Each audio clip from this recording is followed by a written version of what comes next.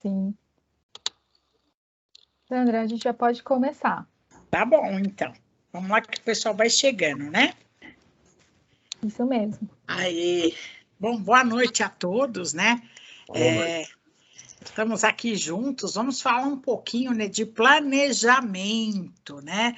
Aqui, como nós estamos em pouco, se vocês quiserem abrir o microfone e falar, porque eu não estou vendo o chat, tá?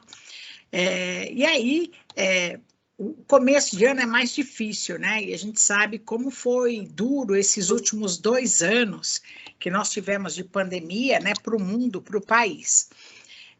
E para vocês, com certeza, também. Mas aí, quem aí já fez um planejamento estratégico para 2022? Tem alguém que fez? Silêncio Eu me diz tudo. Luísa, Opa! Eu ainda não. Pá, quem falou que fez? Eu, Selma. Oi, Selma, o que é o seu negócio, Selma? Eu tenho um escritório de arquitetura e design de interiores. Oba, tá aí, perfeito, parabéns. Então, vamos ver como é que é hoje. Também depois que iniciei a consultoria, porque estava uma bagunça. Aê, tá, nossa, tá sumindo um caminhão aqui, vocês estão ouvindo? Meu Deus, Ave Maria, que aqui do meu lado está construindo um prédio e o pessoal não respeita, é 7, é 8, é 10 horas, é caçamba saindo, é caminhão chegando, bom, enfim. Então, se vocês escutarem esse barulho, me desculpem, tá? Bom, eu sou Sandra Fiorentini, sou consultora jurídica e de negócios do Sebrae São Paulo, sou advogada há 34 anos, estou no Sebrae há 24 e sou especialista, né, em direito, pós-graduada em direito de empresa, né, e falo também de gestão de pessoas e administração e planejamento estratégico. Então, o que é um planejamento estratégico, né? Ele é de suma importância numa empresa, porque a gente sempre fala, aonde, né, tem até aquela frase célebre da Alice, né, que ela chega e pergunta, né, para o gato, por onde eu vou? Aí o gato pergunta para ela, aonde você quer ir? Ela fala, não sei. Aí ele responde para ela, qualquer caminho serve. É a mesma coisa. Então, se vocês não têm um planejamento estratégico, né, qualquer resultado que chegar na empresa de vocês está bom. Então, eu pergunto, né, quanto vocês querem faturar em 2022? Quais são os processos que vocês querem organizar em 2022? Quais são os problemas que vocês querem solucionar em 2022? Então, pode estar na cabeça de vocês, mas se não tiver isso no papel, né? Se você não tiver isso formatado, fica muito vago, né? Eu quero aumentar meu faturamento em quanto? Em 20%. Tá, 20% de R$100 é uma coisa, 20% de R$300.000 é outra. Então, eu quero aumentar o meu faturamento em 20% do quê? Então, isso começa, né, algumas coisas do planejamento estratégico. E o planejamento estratégico é um processo, né, onde vocês vão conseguir mobilizar, desenhar qual vai ser o futuro da empresa de vocês. E ali, isso tem que ser por um comportamento proativo. Então, por exemplo, eu quero aumentar meu faturamento, tá? Em 20%, tá? Relativo a quê? Ao exercício de 2020. 2020, eu faturei 300 mil. Se eu quero aumentar 20%, então eu vou aumentar 360 mil, tá? Isso é um objetivo. E o que eu vou fazer para atingir esse objetivo? Não é só pôr o objetivo, né? Eu quero aumentar em 20%, tá bom. E eu quero de 300 mil, eu quero chegar a 360 mil. E o que você vai fazer para atingir esse objetivo? Isso faz parte do planejamento estratégico. Então, quem não tem um planejamento estratégico é como a Alice. Para onde você quer ir? Não sei. Então, qualquer lugar é bom, qualquer resultado é bom, porque não tem nada, né? Não sei o que você quer. E aí muitos falam, eu quero sobreviver. Ok, e para sobreviver, o que significa sobreviver para você? E aí a gente vai começando a montar o planejamento. E aí, muitos, né, não sei se vocês concordam, mas a maioria dos empresários que a gente conversa, que o planejamento e controles são fundamentais para o sucesso de uma empresa. A maioria diz que sim. E aí, a maioria, a grande maioria, vamos falar 99% dos casos, não praticam. E aí, por que não praticam? Muitas vezes pode ser por quê? Porque ele não tem a noção de como fazer, não para se dedicar, fica muito no operacional da empresa. E ali, quais são as vantagens de ter um planejamento estratégico? E não é bicho do outro mundo, não. Vocês vão ver que não é coisa do outro mundo. Primeiro, ele provê a direção da empresa, aonde a empresa quer chegar. E aí vem aquela frase da Alice, né? Não dá para falar aonde eu quero chegar. Se você não sabe onde você quer chegar, qualquer caminho serve. Então, qualquer faturamento que eu tiver, tá bom. Não tá, né? Depois, desenvolve uma visão do todo da empresa, porque você começa, lembra que eu falei, eu faturo 300 mil no ano, eu quero aumentar 20%, eu sei que eu tenho que faturar 60 mil a mais, né? Bacana, o que eu vou fazer para aumentar o meu faturamento? Aí um só fala, vou fazer marketing. Fazer só o marketing não é sinônimo de faturamento, pode ter até ser faturamento, mas será que eu vou ter lucro? Né? Então, são várias situações que envolvem nesse planejamento estratégico. E ainda, né, quando você sabe aonde você, empresário, quer chegar, e aí você senta para traçar uma estratégia de como atingir aquele objetivo, você vai ter que compartilhar isso com a tua equipe, porque ninguém faz nada sozinho, né? O eu-equipe é muito difícil. Então, você depende da equipe. E muitos empresários não alinham com a equipe aonde quer chegar. Então, se a empresa não sabe aonde você quer chegar, se os funcionários não sabem, como que eles vão contribuir para essas ações para você ter o resultado? E isso também, outro benefício, ela alinha todos os setores da empresa, porque a meta, tá? O objetivo é para toda a empresa, não é para um setor só de vendas, né?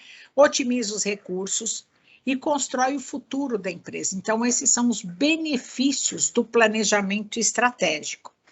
E ali, quando a gente fala de planejamento estratégico, a gente divide em quatro fases. Primeiro, quem somos? Qual é o negócio de vocês? Alguém aqui, vocês podem abrir o microfone e me falar, pelo menos uns 4 ou 5, qual o negócio de vocês? O meu é atendimento psicológico online. Como? Atendimento? Quem falou? Pode falar, Gilberto.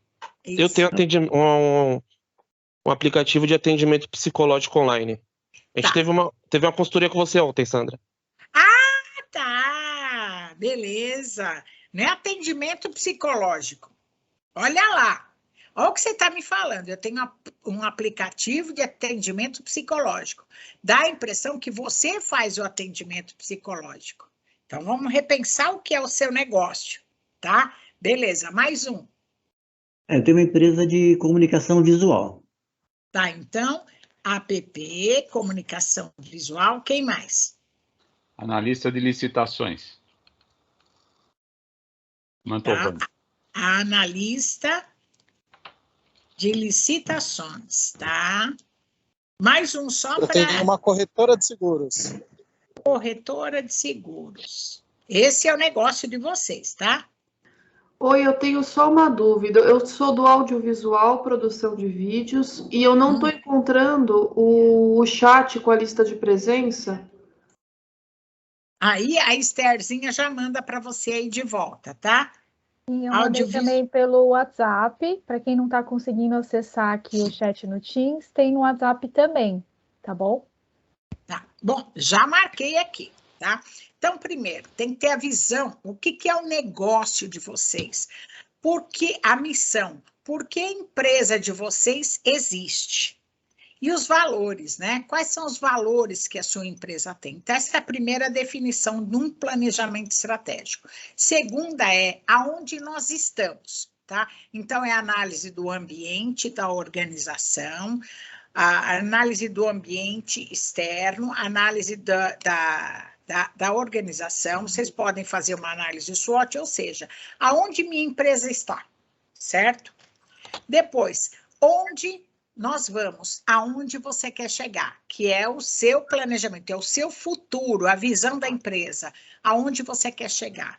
E depois, como nós vamos chegar lá. Toda vez que eu estabeleço um objetivo, tá? Que é uma meta, eu não adianta só falar, eu quero faturar 20%, aumentar o faturamento 20%, quero reduzir os custos da minha empresa em 10%, quero aumentar o mix de produtos ou serviços em 10%, tá? Se ele não tiver um parâmetro, um número, ele é intangível, ele não sei. E depois disso, eu quero.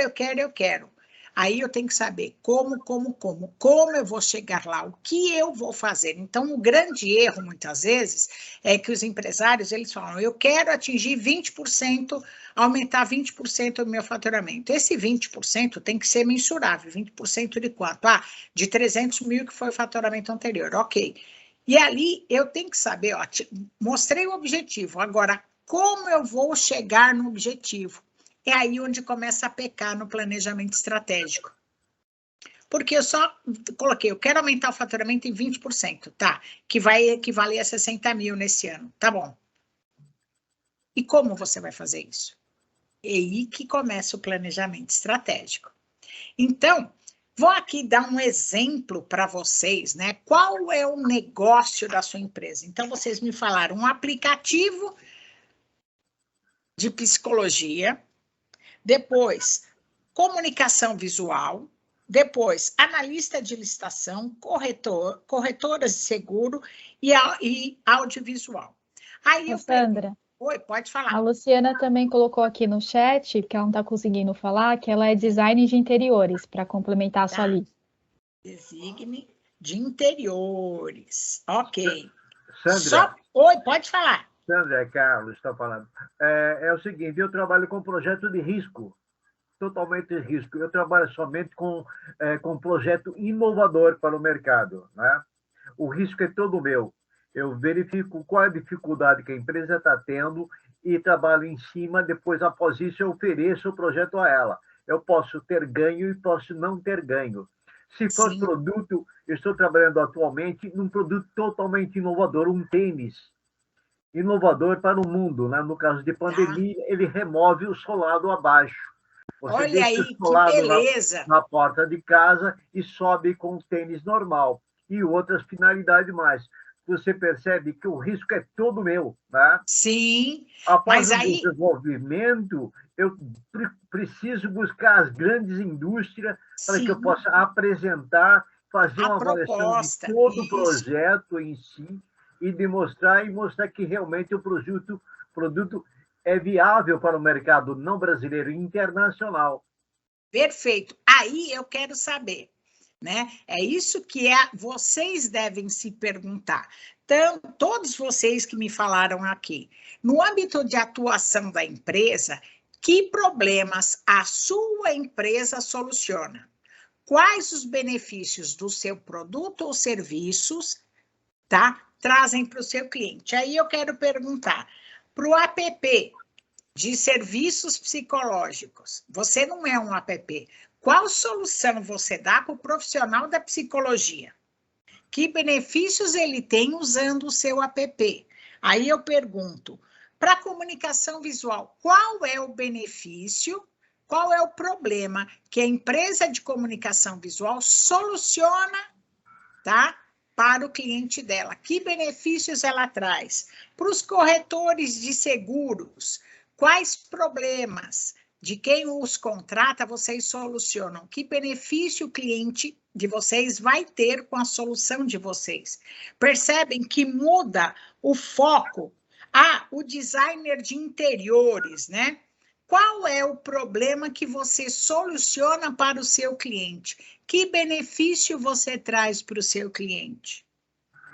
E aí, quando eu perguntar novamente para vocês qual é o negócio de vocês, aí eu vou entender realmente qual é o negócio de vocês. Não estou perguntando qual a atividade de vocês. Eu perguntei o negócio. E aí, vamos falar um pouquinho disso e vocês vão pensando.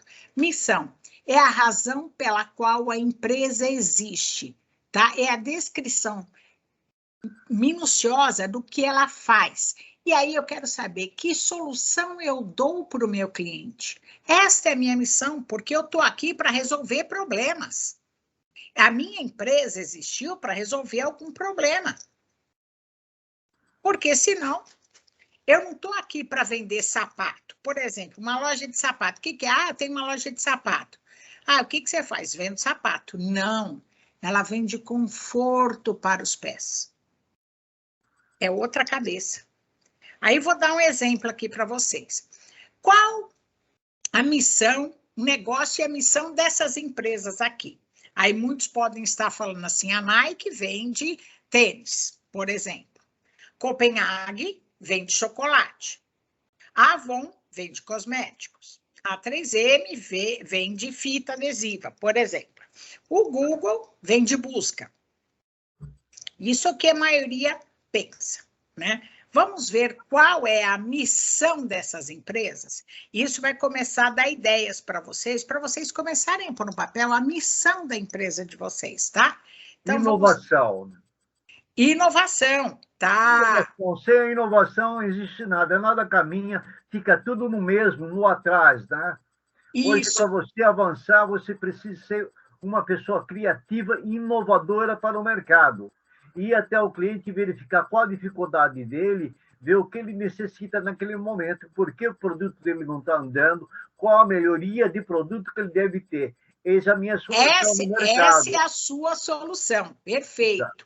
Aí, vamos ver agora dessas empresas aqui. Então, qual é o negócio da Avon, né? Aí a Avon coloca assim, dar às pessoas oportunidade de desenvolvimento e ganhos para promover o seu bem-estar e felicidade. Atendemos família de todo mundo com produtos da mais alta qualidade, apoiado em uma excepcional garantia de satisfação total.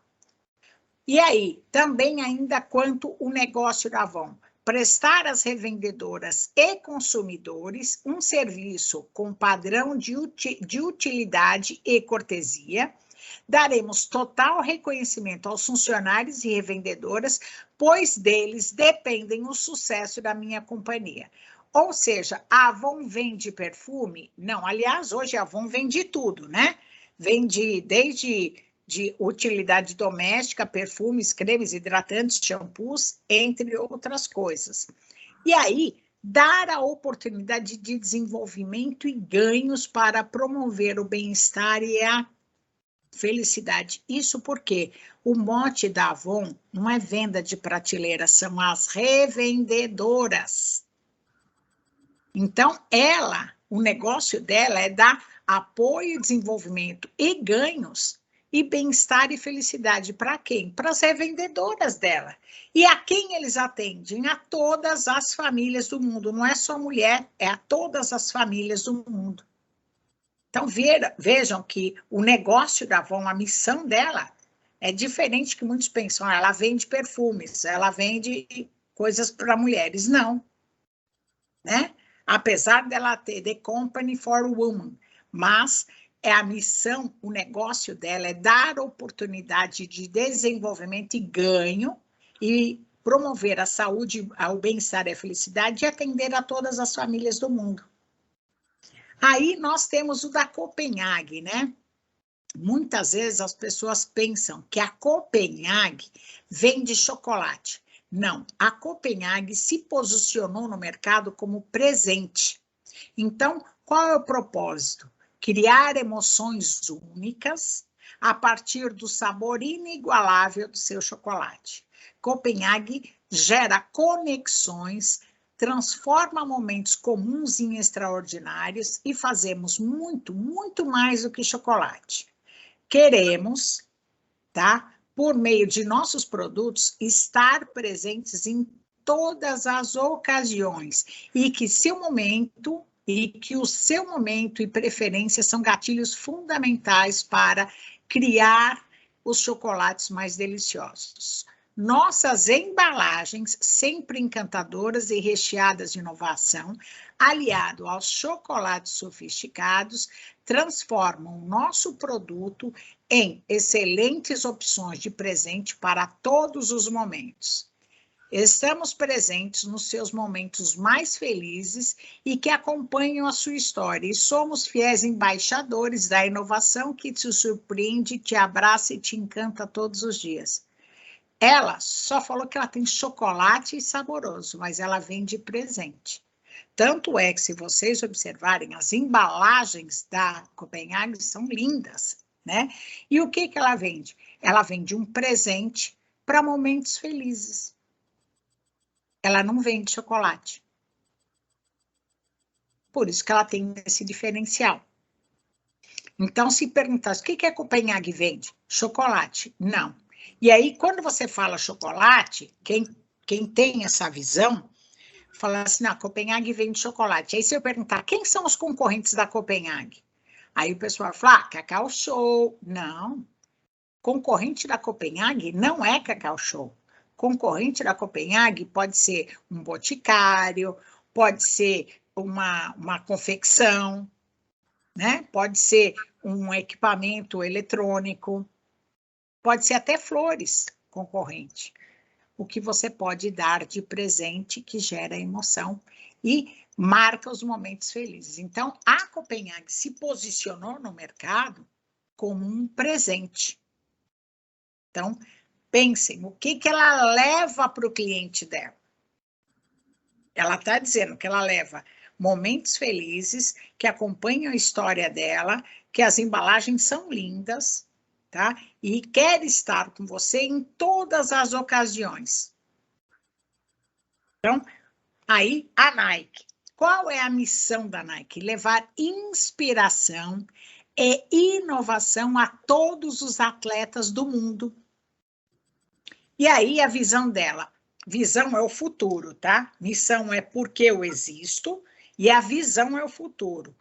O que a Nike quer ser? Ser referência em artigos esportivos, mantendo assim um vínculo de qualidade de vida e de pessoas, com a qualidade de vida e de pessoas.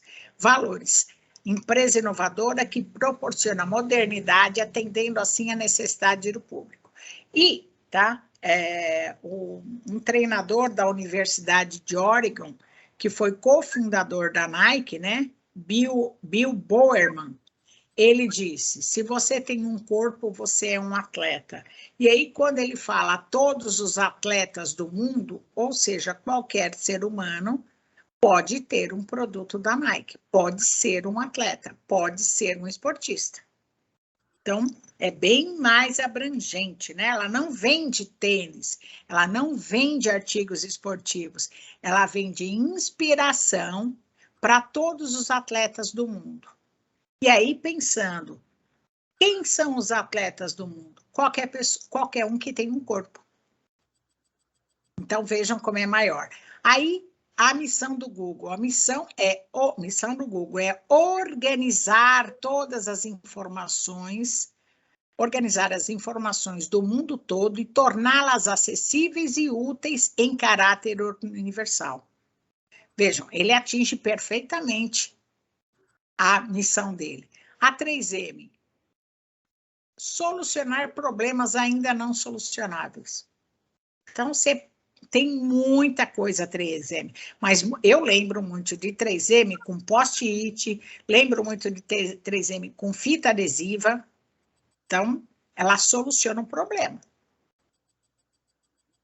Então, deu para vocês terem uma noção de quanto é maior vocês definirem qual é o negócio e a missão do seu negócio, qual que é o negócio de vocês. Então, ali do aplicativo, né, para psicólogos, qual a missão? Facilitar, por exemplo, né, vamos lá, facilitar e prospectar as atividades dos psicólogos, terapeutas. Ele está lá para facilitar a vida. Ele não é um aplicativo de psicólogos, não. Ele é uma solução que facilita a atuação dos psicólogos. Muda. Né? A chamada é totalmente diferente. Oi. Aí depois, comunicação visual, por exemplo, ali o designer de interiores, né? O que o designer... Eu não faço designer de interiores, não. Eu levo o quê? Satisfação. Eu levo o quê? Bem-estar. Eu levo o quê? O se sentir bem. Então, eu levo o quê? Satisfação para quem tem uma casa, para quem tem um escritório. Eu levo soluções de conforto, bem-estar e estética. Eu não sou uma designer. Eu levo o quê? Um prazer. Imagine só, eu tenho aqui na minha casa uma designer de interiores. Então, ela vai me entrevistar, vai ver qual é o meu perfil e ela vai me propor uma solução, não só estética, bonita, aconchegante, mas prática. E aí eu vou ter o quê? Orgulho, satisfação em estar na minha casa, em apresentar a minha casa, por exemplo, em trabalhar na minha empresa, em atender os meus clientes, porque eu tenho um ambiente harmônico, por exemplo. Então, não é ser um designer de interiores. E aí, né, para vocês fazerem esse exercício, o que fazemos, para quem fazemos e como fazemos. E a partir daí, que solução eu levo para o meu cliente? Vocês começaram a desenhar a missão de vocês. Depois, né? Qual é o seu negócio? Então, a gente divide o seu negócio, né, em quê? Primeiro, propósito. Contribuir para melhorar a vida dos clientes, colaboradores, fornecedores, parceiro, que têm uma vida saudável. Aqui dei um exemplo, né? Por exemplo, se eu vendesse alimentos saudáveis. Então, vamos supor que eu tenho que o meu negócio, aqui até dei um exemplo. Eu peguei aqui para criar, eu criei, vamos supor que eu tenho uma loja, um comércio de alimentos naturais, produtos naturais, tá? Qual seria o propósito da minha empresa? Contribuir para melhorar a vida dos clientes, colaboradores, fornecedores e parceiros, porque eu, quando vendo, eu estou comprando mais, então estou melhorando também a vida do meu parceiro e do meu fornecedor, para que eles tenham uma vida saudável e com qualidade. A missão, incentivar, não é vender produtos naturais, é incentivar a vida saudável, a busca do bem-estar de todos os clientes, garantindo produtos de alta qualidade que causem o menor impacto ambiental para o planeta. Visão, ser reconhecida no Brasil, ou no estado, ou no meu município, como sinônimo de produtos saudáveis. Ah, quero achar produto saudável? Eu vou na loja da Sandra. Depois, valores. Criação de ações norteadas no princípio da transparência, verdade, sendo a responsabilidade a alma do negócio. Ou seja, eu vou vender produtos com nota de origem, não estão enganando o consumidor. Todos nós somos responsáveis pela saúde do planeta e o que estimula cada um dos nossos passos. Por exemplo, nós temos uma cliente que é uma referência, ela começou com a gente em 2012, ela tem uma fábrica de chocolates, né? Montou uma fábrica de chocolate em 2012, e ela, quando nós fomos lá a primeira vez, eu falei assim, quanto você está faturando, né, por mês de... Falei, esse mês aqui foi bom. Eu falei, é? Ela falou, faturei 2.250, porque o mês anterior era R$800. Eu falei, nossa, né? Eu falei, tem muito ainda a trabalhar. Hoje, tá? 10 anos depois, com um trabalho árduo, mas ela criou o quê? Construiu a marca dela, o propósito dela. Então, desde aquela época, o chocolate dela era mais caro. Então, ela tinha dificuldade de penetração. Ela não tinha uma marca como a Copenhague, mas ela não estava se posicionando como presente. mas sim para os amantes de chocolate. Mas amantes de chocolate que também pensam na sustentabilidade do planeta, que também se preocupam, né, com o social, que não se utilize de mão de obra infantil, de mão de obra escrava, porque isso tem muito nas fazendas de cacau. Então, ela construiu isso. Então, ela só vende chocolate, tá? Cacau, proveniente de fazenda, que tem mão de obra registrada, que não agride, que não usa agrotóxicos. Então, ela paga mais caro por isso, mas ela se posicionou no mercado. Hoje, ela inaugurou este semestre, tá? A segunda loja dela, ela já é referência, ganha prêmios, tá? Nacionais e internacionais de chocolate, né? De melhor chocolate gourmet, porque o chocolate dela é um chocolate gourmet, é diferenciado, dá até água na boca, né?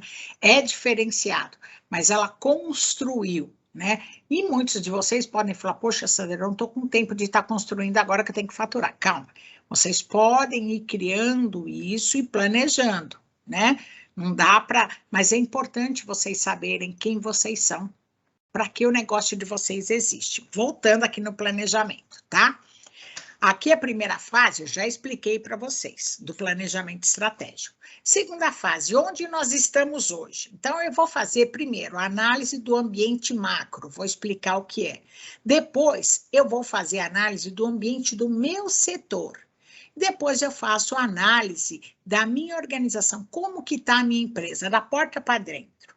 E quais são os fatores chaves de sucesso do meu negócio? O que eu tenho de diferente? O que eu tenho de bom? E aí, a gente pode fazer isso pela matriz SWOT e tudo. Depois, nós vamos mostrar para onde nós vamos, né? Aonde você quer chegar.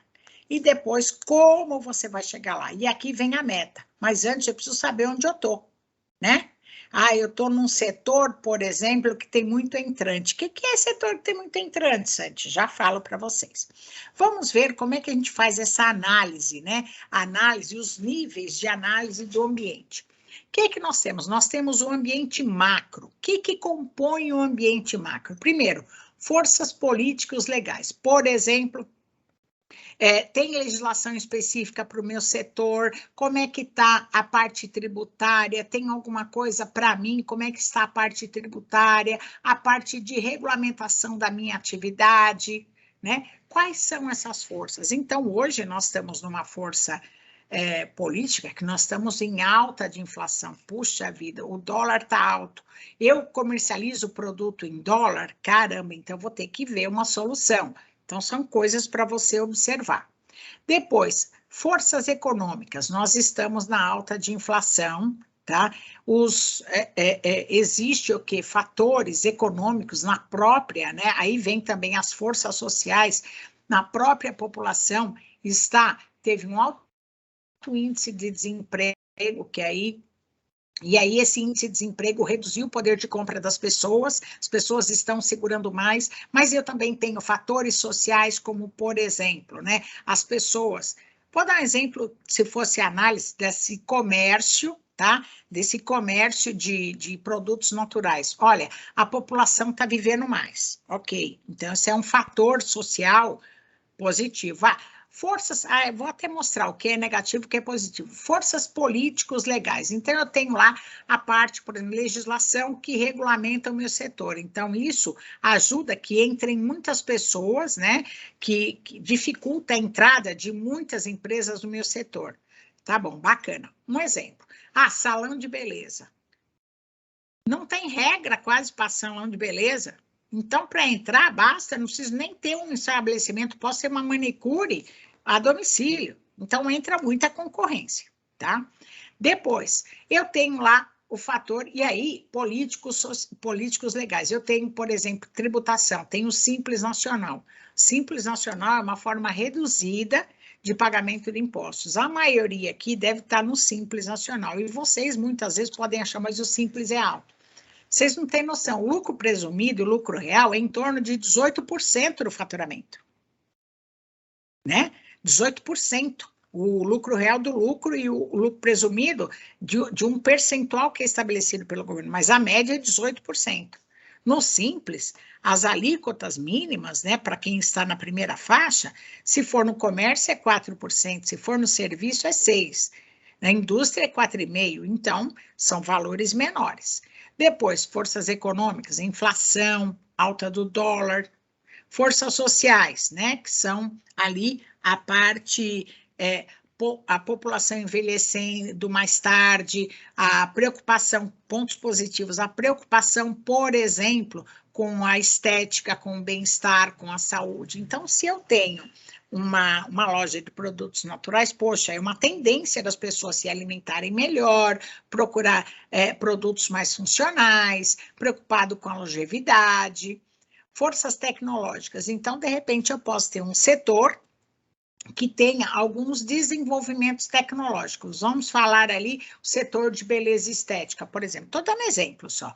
No setor de beleza estética, hoje você vê não só procedimentos mais avançados, mas equipamentos como de laser, né? Com aqueles de Clio alguma coisa, né? Que faz massagens diferentes, etc., que são movimentos tecnológicos. Então, aí eu tenho que verificar o que o macroambiente afeta a minha empresa. E aí eu vou ver o ponto positivo e o ponto negativo. E sempre eu começo a dizer, né? O brasileiro às vezes olha muito o copo vazio, a gente também tem que olhar o copo um pouco cheio, né? Então, verificar o que eu tenho de positivo e o que não tenho de negativo. E se eu vejo que é um ponto negativo, o que eu posso fazer para mitigar, para diminuir esse ponto negativo? Aí, agora vamos falar do ambiente setorial. Como que eu entendo o meu ambiente setorial? O ambiente setorial é justamente aquele. Quem são os meus clientes? Aonde eles estão? Qual o perfil dele? Aí eu preciso saber, os meus clientes têm um poder de barganha muito grande no meu negócio, ou seja, eles pressionam para baixar muito o preço? Aí, se eles pressionam muito para baixar o preço, eu preciso começar a pensar o que eu posso fazer de diferente para eles não me pressionarem tanto. Os concorrentes. É um setor que entra muita empresa fácil porque não tem muitas barreiras de entrada. Por exemplo, pizzaria delivery. Não precisa muito investimento, né? Eu vou lá, tenho uma pizzaria, posso ter um forno a lenha, um forno elétrico, né? E eu vou lá e não requer tanta tecnologia nem tanto investimento. Então, tem muita concorrência. Puxa vida, como é que eu vou me destacar nisso?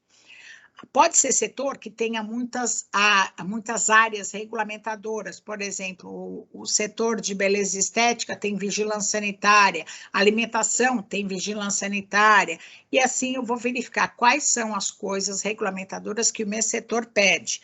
Então, por exemplo, a parte de corretores, tem a SUSEP, né? Tem toda uma regulamentação. Eu estou num setor que está carente de mão de obra, não tem mão de obra qualificada, eu tenho que entender como é que está meu setor, né? Por que vocês têm que entender isso? Vocês vão falar para mim, Sandra, mas isso tudo que você está falando eu já sei. No meu setor, os clientes pedem preço baixo, os concorrentes são muitos, tem a mão de obra desqualificada, não tem tanto investidor, e os fornecedores não querem abaixar o preço. Então, mas aí, se você sabe isso, o que você faz para mudar isso? Por exemplo, os fornecedores, quando a gente fala que um fornecedor tem alto poder de barganha, significa dizer o quê? Você é importante para o teu fornecedor? Vou dar um exemplo. Se chegar um Carrefour da vida, né, um Pão de Açúcar da vida, for comprar da Coca-Cola, opa, ele tem poder de barganha. Mas se chegar o barzinho do seu João lá para comprar refrigerante, vai ser aquele GA, né? O representante que atendia, ele fala, olha, você quer 5 caixas de Coca-Cola, tá? Mas você vai ter que levar você vai ter que levar a Fanta e vai ter que levar o Guaraná. Pô, mas eu não vende tanto, mas você vai ter que levar, senão não te forneço. É bem isso que acontece. Aí, uma estratégia que eu digo, como que eu vou mitigar isso quando eu estiver negociando com o meu fornecedor? Primeiro, microempresa, geralmente tem poucos fornecedores, porque ela, quando acha ela fica para sempre. E, às vezes, ela pode encontrar outros melhores no mercado. né? Então, é sempre estar cotando com mais. Segundo, toda vez que eu vou lá negociar, eu vou dar um exemplo. Eu tinha um cliente nosso que ele tem uma pizzaria delivery e ela fez toda uma reformulação na pizzaria e ia fazer uma reinauguração. E ela falou, poxa, eu queria dar alguns brindes, tudo. Queria fazer assim, no dia da inauguração, pizza com 50% de desconto, tudo. Mas eu tô com dificuldade de negociar com os fornecedores. E eu já tô sem capital pela reforma que eu fiz. Aí eu falei para ela, mas... Assim, falou, e eu só uso catupiry. Ela tem até a autorização para usar a marca catupiry no cardápio. Aí ela, porque ela não era ela era só delivery e abriu o salão. Aí eu falei assim, mas ele não quer baixar o preço? Ela falou, não quer nem dar alguns itens para a gente, né? Aí eu falei para ela, quanto você comprou no passado? Ela falou, não sei. E a gente, do planejamento que nós fizemos para ela, com esse investimento, ela abrindo o salão, porque ela tinha toda uma tematização, tudo, ela tinha prospecção de, no ano seguinte, até o final do ano aumentar em 50% o faturamento. Aí ela falou, vou ver. Aí ela chegou e falou, Sandra, eu comprei 1.000 quilos de catupiry. Requeijão cremoso catupiry. Eu falei, você comprou 1 tonelada. Ele falou, não comprei de uma vez, mas assim, todas as minhas compras somando deu 1 tonelada aqui. Eu falei, então você vai chegar para o teu representante e você vai falar, olha, o ano passado eu comprei 1 tonelada de requeijão de você. E eu estou com um planejamento estratégico aqui, com tudo isso que você viu que eu fiz, vai falar o que fez, para chegar a aumentar em 50% o meu faturamento. Então, a minha projeção para não foi 2022, mas, por exemplo, para 2022, é de comprar 1.500 quilos de requeijão. Quanto você vai fazer para mim? Aí o vendedor falou, vou comprar tudo uma vez. Eu falei, não vou, meu amigo, porque eu não tenho nem onde guardar. Mas eu garanto que eu vou comprar de você, como compro já há tantos anos. Aí, o teu poder de barganha com esse fornecedor muda. Então, por isso que é importante você entender esses fatores, né? A análise do seu ambiente setorial também. Aí, temos aí, sim, vem o quê? A parte que é o núcleo, que é você, a empresa, o seu negócio. Quais são os fatores de sucesso no seu negócio? E como você está organizado? Então, quando eu tenho essas informações, eu começo a fazer o quê? A traçar estratégia para que isso não interfira no faturamento, no crescimento, no desenvolvimento da minha empresa. Porque vocês sabem de tudo isso que eu falei, mas vocês, como sabem, assim, empiricamente, mas não põe no papel o que eu posso fazer para mudar isso, vocês ficam fazendo o que faz sempre sem mudar a atitude. Né? Então, eu dei esse exemplo aqui do fornecedor. Pode ser que muitos de vocês nem tenham pensado nisso. Deixa eu me corrigir aqui na hora. Aí, Esther, estamos aqui, ó. Tá bom, tô indo aqui. Tá? Agora aqui. Pode falar. Até uma colocou aqui no chat, falando, voltando, né, ao assunto sobre Simples Nacional, ela colocou, eu acho um absurdo ter que pagar o INSS 11% o empregado, mais 20% parte da empresa ser enquadrada no Simples. E alguém sabe se isso está certo mesmo? Eu sei te falar disso, não é o tema aqui, vou fazer uma parte, tá? Mas como funciona? Quando você está no Simples Nacional, o teu contador fala, ó, você vai pagar X% do teu faturamento. Então, ele vai dizer se você está pagando uma alíquota de 5%, 4%, 3%, 7%. Isso daí a gente chama de alíquota efetiva. Tá? Dentro dessa alíquota tem um pedacinho para cada imposto, certo? E dentro desse pedacinho para cada imposto vai ter, ou seja, dentro da alíquota do Simples, o percentual que você vai calcular seu imposto, dentro desse percentual tem imposto de renda da pessoa jurídica, PIS, COFINS, contribuição social sobre o lucro líquido, tem IPI se você for indústria, tem ICMS se você for comércio e tem ISS se você for serviço. Então, esses 3 últimos impostos vai depender da sua atividade. E todos eles têm a contribuição previdenciária patronal. O que é a contribuição previdenciária patronal? É o INSS que você, empregador, paga. Então, não é 20%. Alguém está te informando errado. Por quê? a contribuição previdenciária patronal está dentro do Simples, exceto atividades de construção civil, que estão no anexo 4º, mas, via de regra, estão ali dentro. E aí, dentro da contribuição previdenciária patronal, está dentro lá da alíquota cheia do Simples Nacional. E muitos empresários já me perguntaram, Sandra, mas você está falando para mim que a contribuição previdenciária patronal está dentro do Simples, tá? Tá bom, está dentro do Simples, mas por que eu pago uma guia para a Previdência? Por quê? Toda vez que se paga o INSS, a composição disso seria, teoricamente, 20%, que vai para o bolso do INSS. Desses 20% que vai para o bolso do INSS, 12% seria do empregador, que é a contribuição previdenciária patronal. Mas no Simples não é nessa proporção. E 8% sai do salário do empregado, é a parte dele enquanto funcionário. Então, quem está no Simples, paga o DAS. Ok. Dentro do DAS, tem a contribuição previdenciária patronal, exceto as empresas que estão no anexo 4º. Tá? Porque o Simples Nacional tem 5 anexos. Primeiro anexo é comércio, segundo anexo é indústria, terceiro anexo é a maioria dos serviços, quarto anexo é serviços de advocacia, serviços de desenvolvimento de software, serviços de locação de mão de obra, serviços de construção civil. E tem o anexo 5º, que é só para cunho intelectual, que é para médico, dentista, engenheiro, etc. Então, via de regra, tirando o anexo 4º, todos os outros têm a contribuição previdenciária patronal dentro da alíquota cheia do Simples, tá? E aí o cliente falou, então eu pago o DAS, mas eu tenho uma guia da Previdência para pagar. Então, esse valor da guia da Previdência não sai do seu bolso, sai do salário do funcionário. Então, vamos supor que eu ganho R$1.000 na sua empresa, tá lá no Olerite. 8% vai vir descontado do meu salário. E aí, esses 8% você pega e recolhe em meu nome para o INSS, por isso que tem uma outra guia à parte, tá? E aí, tem muitos empresários que falam assim, mas eu pago do meu Prolabore 20%. Aí é outra coisa, Prolabore não é o salário. Parece, mas não é, tá? Porque o empresário não é registrado em carteira. Espero que eu tenha esclarecido um pouquinho, mas qualquer coisa a gente depois pode esclarecer mais uma consultoria, tá bom? Seguindo aqui. Então, quais as variáveis do ambiente setorial que afetam a performance de vocês?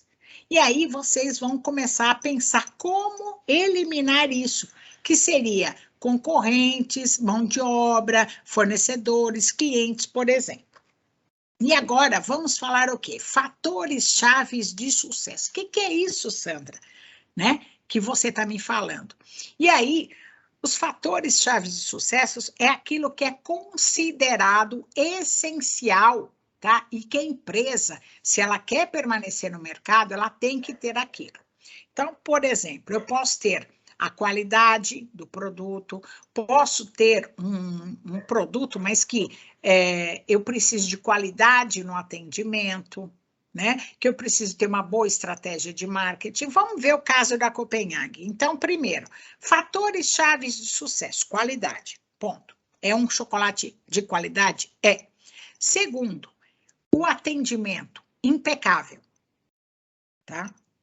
A ambientação, impecável. Embalagem, impecável.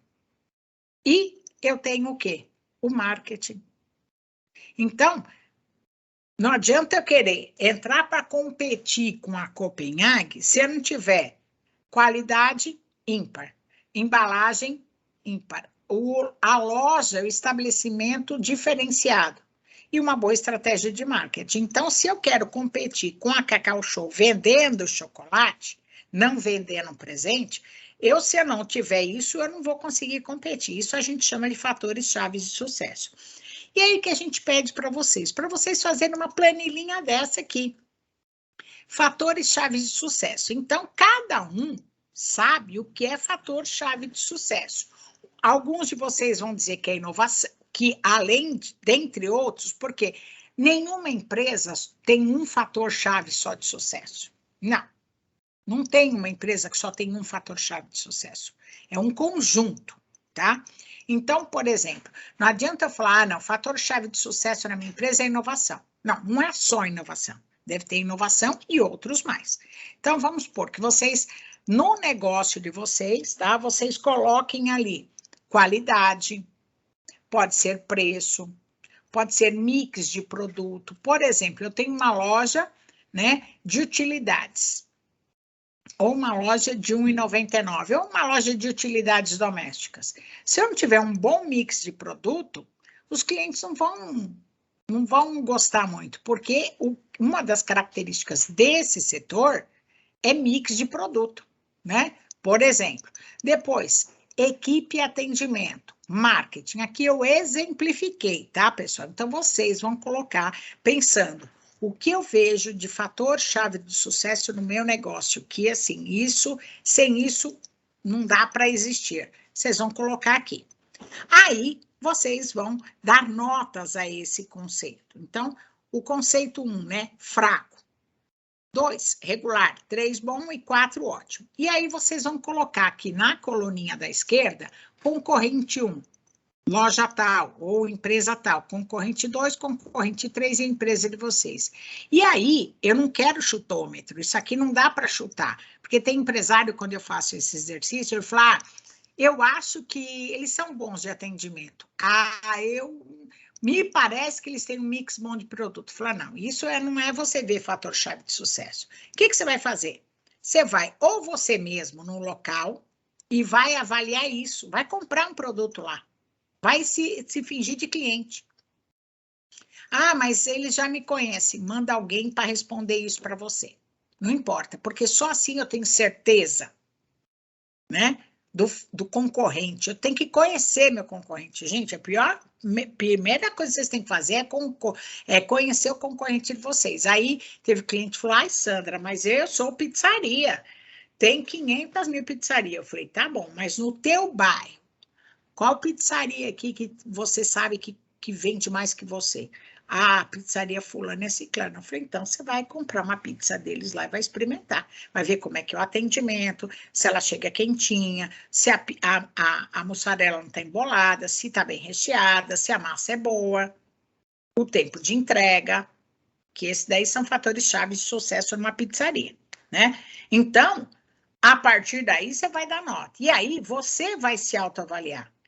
E aí, quando você se autoavaliar, você vai falar, poxa, Sandra, eu tenho aqui, você pode até ver que que você tem nota 4 em tudo, mas de repente o teu marketing não está tão bom. Opa, beleza, eu preciso melhorar meu marketing. Ou você pode verificar que você tem mix de produto, o teu preço é bom, a qualidade é boa, mas a tua equipe de atendimento não é boa. E é onde você vai melhorar, entendeu? Alguém está com o microfone aberto. Oba, obrigada. E aí você vendo isso, você vai falar, peraí, como é que eu posso estar melhor ou igual? E quando vocês fazem isso, de ver, a gente chama até de benchmarking, quando você vai ver o que o teu concorrente está fazendo, porque você sabe o que você faz de bom. Quando você vai olhar o teu concorrente, você fala, poxa, ele faz isso de bom que eu gostei, eu posso fazer também. Não precisa descobrir a roda. E aí, se você faz algumas coisas de bom e multiplica, copia, faz igual ou melhor que o teu concorrente também faz de bom, você começa a ter diferencial de mercado, né? Mas essa análise a gente tem que parar para fazer, gente. E aí, uma outra coisa que vocês podem fazer também, até para começar a ter melhoria nos seus pontos no seu negócio, não é só estabelecer a meta, né? E como chegar lá, eu preciso também implementar melhorias. E aí você tem que fazer um autodiagnóstico, que eu costumo chamar, né? No que você é bom? No que o teu negócio é bom? Ah, eu posso ter um excelente estabelecimento, uma excelente loja. Eu posso ter uma qualidade excepcional de produto e eu posso ter, por exemplo, um mix grande de produtos. Bacana, ter os pontos fortes. Teu ponto fraco. Ah, minha equipe não é não é bem treinada, tem muita rotatividade, eu tenho poucos fornecedores, eu estou refém de 2 ou 3 fornecedores, eu tenho poucos, isso aqui é um ponto fraco. Aí você vai observar, né? Quais são as oportunidades que eu vejo no mercado? Quais outros setores eu posso atuar? Quais outros públicos-alvo eu posso buscar? O que tem no mercado que eu posso incluir mais no meu negócio? E depois você vai avaliar quais são as ameaças. Eu tenho ameaça de concorrente, opa, eu preciso ter um diferencial do meu concorrente. Ah, eu tenho, por exemplo, tem um cliente nosso que ele vende produtos naturais também, mas ele é um importador atacadista, né? E ele vende muita coisa importada. E aí, né, com ele falou, Sandra, o aumento do dólar está me enterrando, né? Porque eu compro agora, né, e recebo daqui 3 meses no preço do dólar do dia. Eu falei, então tá difícil. E aí eu falei, bom, então o que você está fazendo? Não, eu estou buscando mais fornecedores lá fora. Eu falei, sim, vamos procurar fornecedor aqui também, que aí não tem preço, não é dólar, é real, real por real. Então, começar a desenvolver fornecedores internos. Mas assim, eu estou vendo que o dólar está aumentando e eu não estou buscando fornecedor interno. Não importa de que país eu compre, vou achar mais barato. Posso até procurar para achar mais barato, ok. Fornecedores externos mais barato, mas dólar é dólar, né? Estou comprando em dólar, é 5 vezes mais do que a gente tem aqui em real. Então, e aí ele começou a desenvolver. Ainda está num processo, mas assim, ele tinha 90% de produto importado. Hoje, ele já tem 70% do produto importado em vias de chegar a 60%. Vai melhorar a situação dele, né? Então, percebem? Então, por isso, se a gente vê quais são os pontos fortes, fracos, oportunidades e ameaças, você começa a pôr no papel, porque fica tudo na cabeça de vocês. Mas como não está colocado no papel, você não está pensando só naquilo, então você começou a pensar em capacitar profissional, aí de repente você viu a alta do dólar, pronto, acabou, você parou no meio do caminho, porque não tem um planejamento. Então, pôr no papel. Depois, qual a visão da sua empresa, né? Aonde vocês querem chegar, né? Estabelecer um parâmetro, né? Descrição da realidade futura. Então, teve um empresário que ele falou para mim, eu quero ser o maior fornecedor, tá, de fechamento de varanda. Falei, da onde? Da América Latina. Aí eu falei para ele, ótimo, muito audacioso. Falei, vamos começar menor um pouquinho? Não que não tenha que ser. Mas aí eu falei para ele, então tá, você quer ser o maior em quanto tempo? Aí ele parou, olhou, eu falei, não, se eu quero ser o maior da América Latina, é válido o seu sonho. Quanto tempo? Ele não estabeleceu. Então, pode demorar a vida inteira, né? Ele nunca chegar lá. Então, eu quero ser o maior fornecedor de varandas, fechamento de varanda da América Latina. Perfeito. Qual vai ser meu planejamento? Primeiro, eu quero ser do estado. Depois, eu quero ser da região sul, sudeste. Depois do Brasil. Depois da América Latina. Tá. Para ser do estado, o que eu vou fazer? Né? Então, eu tenho que, representa a linha de chegada que a empresa saiba que atingiu. Ou seja, eu cheguei lá em quanto tempo? No tempo que eu estabeleci. Ou posso até, olha, não deu agora, veio a pandemia, tá? Vamos adiar mais um pouquinho, perfeito. Mas eu tenho que, aonde eu quero chegar e como eu vou chegar e quando eu vou chegar. Isso faz parte da visão futura da empresa, do planejamento de vocês. E eu vejo muitos empresários terminou o ano naquele sufoco tudo, aí ele começa o ano, mas não tem meta. Ele fala, não, esse ano vai ser diferente. Aí eu pergunto, o que está fazendo de diferente? Vocês estão aqui, vocês estão no programa Brasil Mais, isso já é fazer diferente. Vocês estão se capacitando, percebam? Agora tem que pôr a mão na massa, né? E aí, quais são os seus objetivos e metas, né? Aí eu quero perguntar para vocês. Objetivos e metas, eles são os resultados que a empresa pretende alcançar e ele tem que sempre estar mensurado. Então, aonde eu quero, qual resultado eu quero chegar, qual prazo eu vou chegar. E com isso ele concretiza o quê? A visão dele de futuro. E aí, toda vez que você traçar um objetivo, a gente fala que ele tem que ser SMART, né? O que é SMART? Específico, tá? O que eu quero alcançar com essa meta, como ela será alcançada e quem serão os responsáveis. Então, tem que estar muito especificado. Eu quero, lembra que eu falei no começo? Eu quero aumentar meu faturamento em 20%. 20% de R$100, 20% de 300 mil, 20% de 1 milhão. Como ela será alcançada? Quem vai me ajudar a fazer isso? Em quanto tempo? Aí vem aqui os mensuráveis. Quanto tempo será necessário para alcançar essa meta? E qual o resultado que eu quero obter? Depois, atingível. As metas, elas têm que ser possíveis de ser atingidas. Então, não adianta eu falar, esse cliente que eu falei para vocês, de querer ser a empresa de fechamento de sacada maior da América Latina, ele colocou, eu falei, bom, vamos traçar ali seu planejamento estratégico. Eu falei, quanto você faturou o ano passado? 10 milhões, tá bom. Aí, eu falei, quanto você quer aumentar? 50%. Falei, tá bom.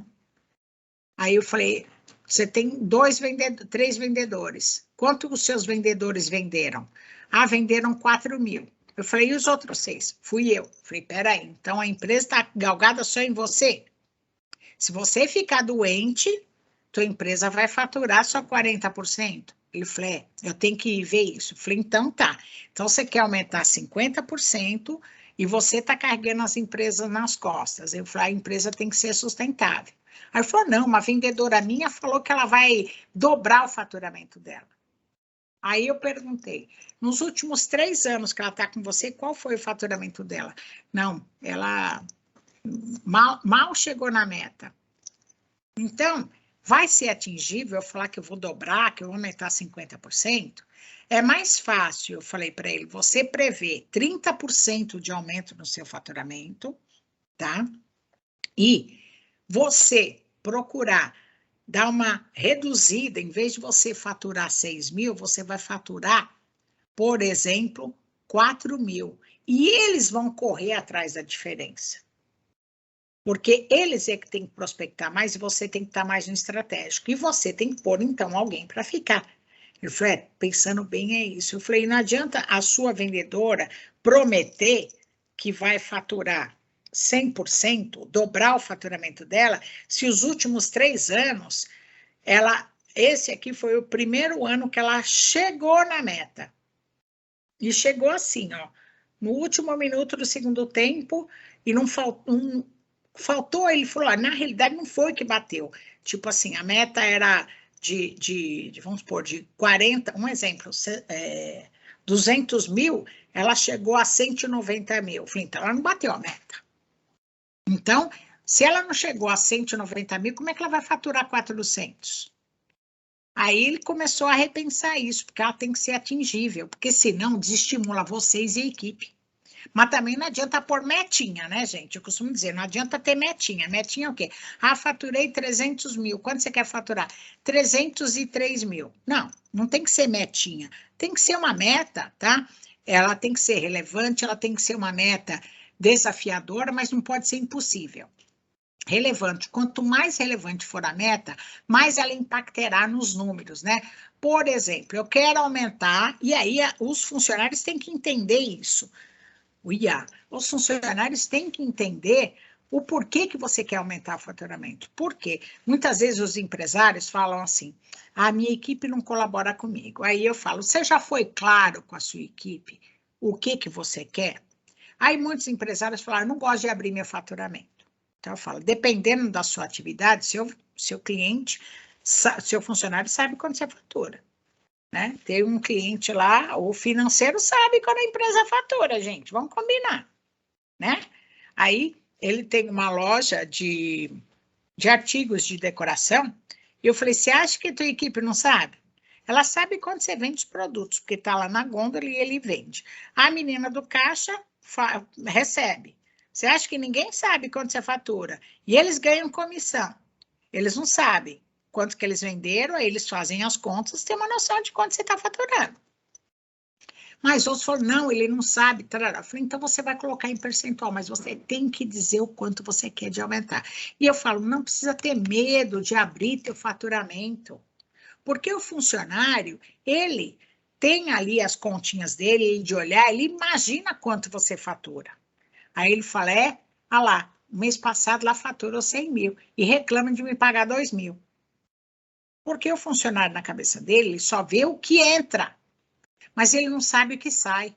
E uma falha dos empresários é chegar e abrir o jogo com os funcionários. Falar, pessoal, nós estamos aqui, faturei 100 mil. Eles, então, mas eu quero mostrar para vocês quanto que custa essa empresa. E se vocês fizerem para ele um gráfico em formato de pizza, por exemplo, você vai colocar. Vocês podem pôr no papel, né? Mas assim, não vou falar que é 100% isso, mas é mais ou menos isso que eu vou falar. Você pode colocar aí, custo fixo, 50%. Nossa, Sandra, eu não tenho tudo isso de custo fixo. Vamos lá, faz a conta. Aluguel, água, luz, telefone, internet,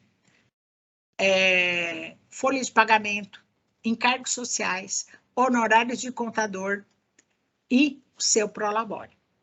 E outras coisas mais que venham.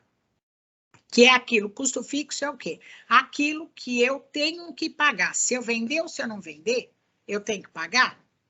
Isso é custo fixo. Ou seja, vendendo ou não, você tem que pagar aluguel, vendendo ou não, você tem que pagar o salário, vendendo ou não, você vai pagar o imposto, vendendo ou não, você vai pagar água, luz, telefone, vendendo ou não, você vai pagar o contador. O único que você não paga, que você pode abdicar, é o seu prolabore. O resto você vai pagar. Então, tudo isso é custo fixo. Aí você vai falar para o funcionário. Bom, custo fixo desse faturamento, né, eu costumo dizer, olha, se você não quer abrir o faturamento, você vai colocar, olha, imagine só, eu estou vendendo esse mouse aqui a R$50, tá? R$50 o mouse. Desses R$50, 50% é custo fixo. O que é o custo fixo? Você vai colocar água, luz, telefone, prolabore, encargos sociais, tá bom. Aí, dos 50, então, R$25 só foi para pagar isso. Custo da mercadoria vendida ou custo do serviço vendido, pode pôr aí de 25% a 30%. Então, tenho lá R$15 isso aqui. Eu vendo ele por 50, mas eu paguei 15.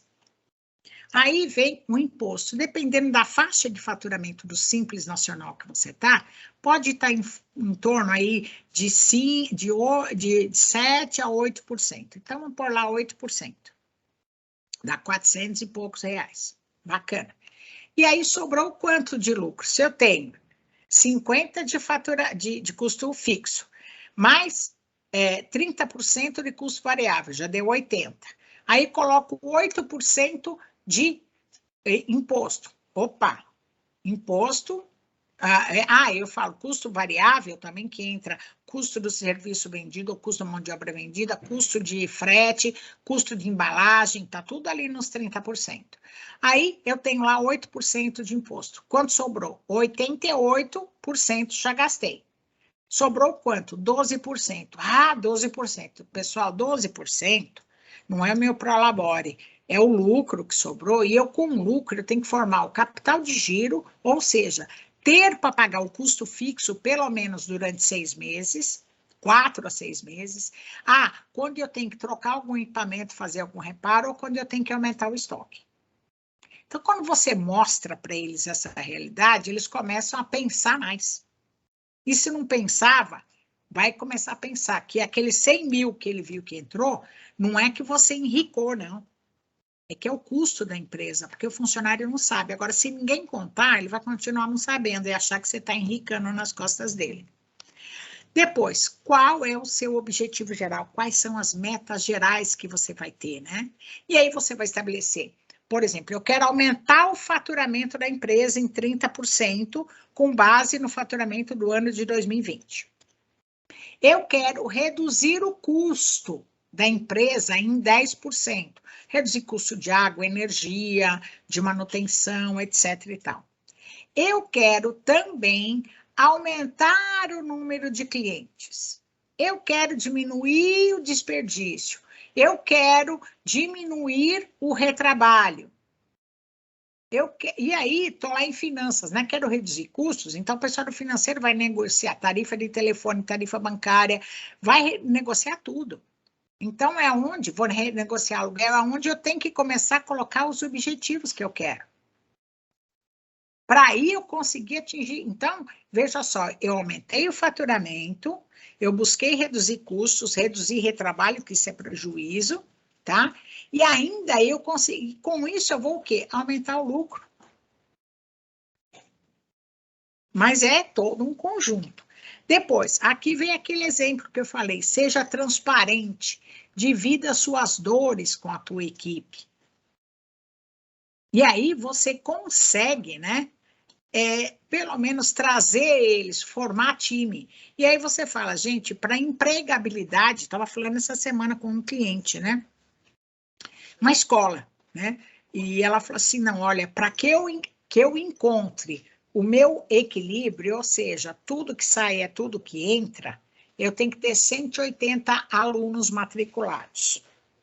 O ideal era eu ter 200 alunos. Eu falei, quantos você tem hoje?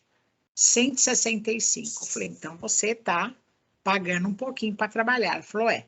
Eu falei, então vamos colocar para a equipe.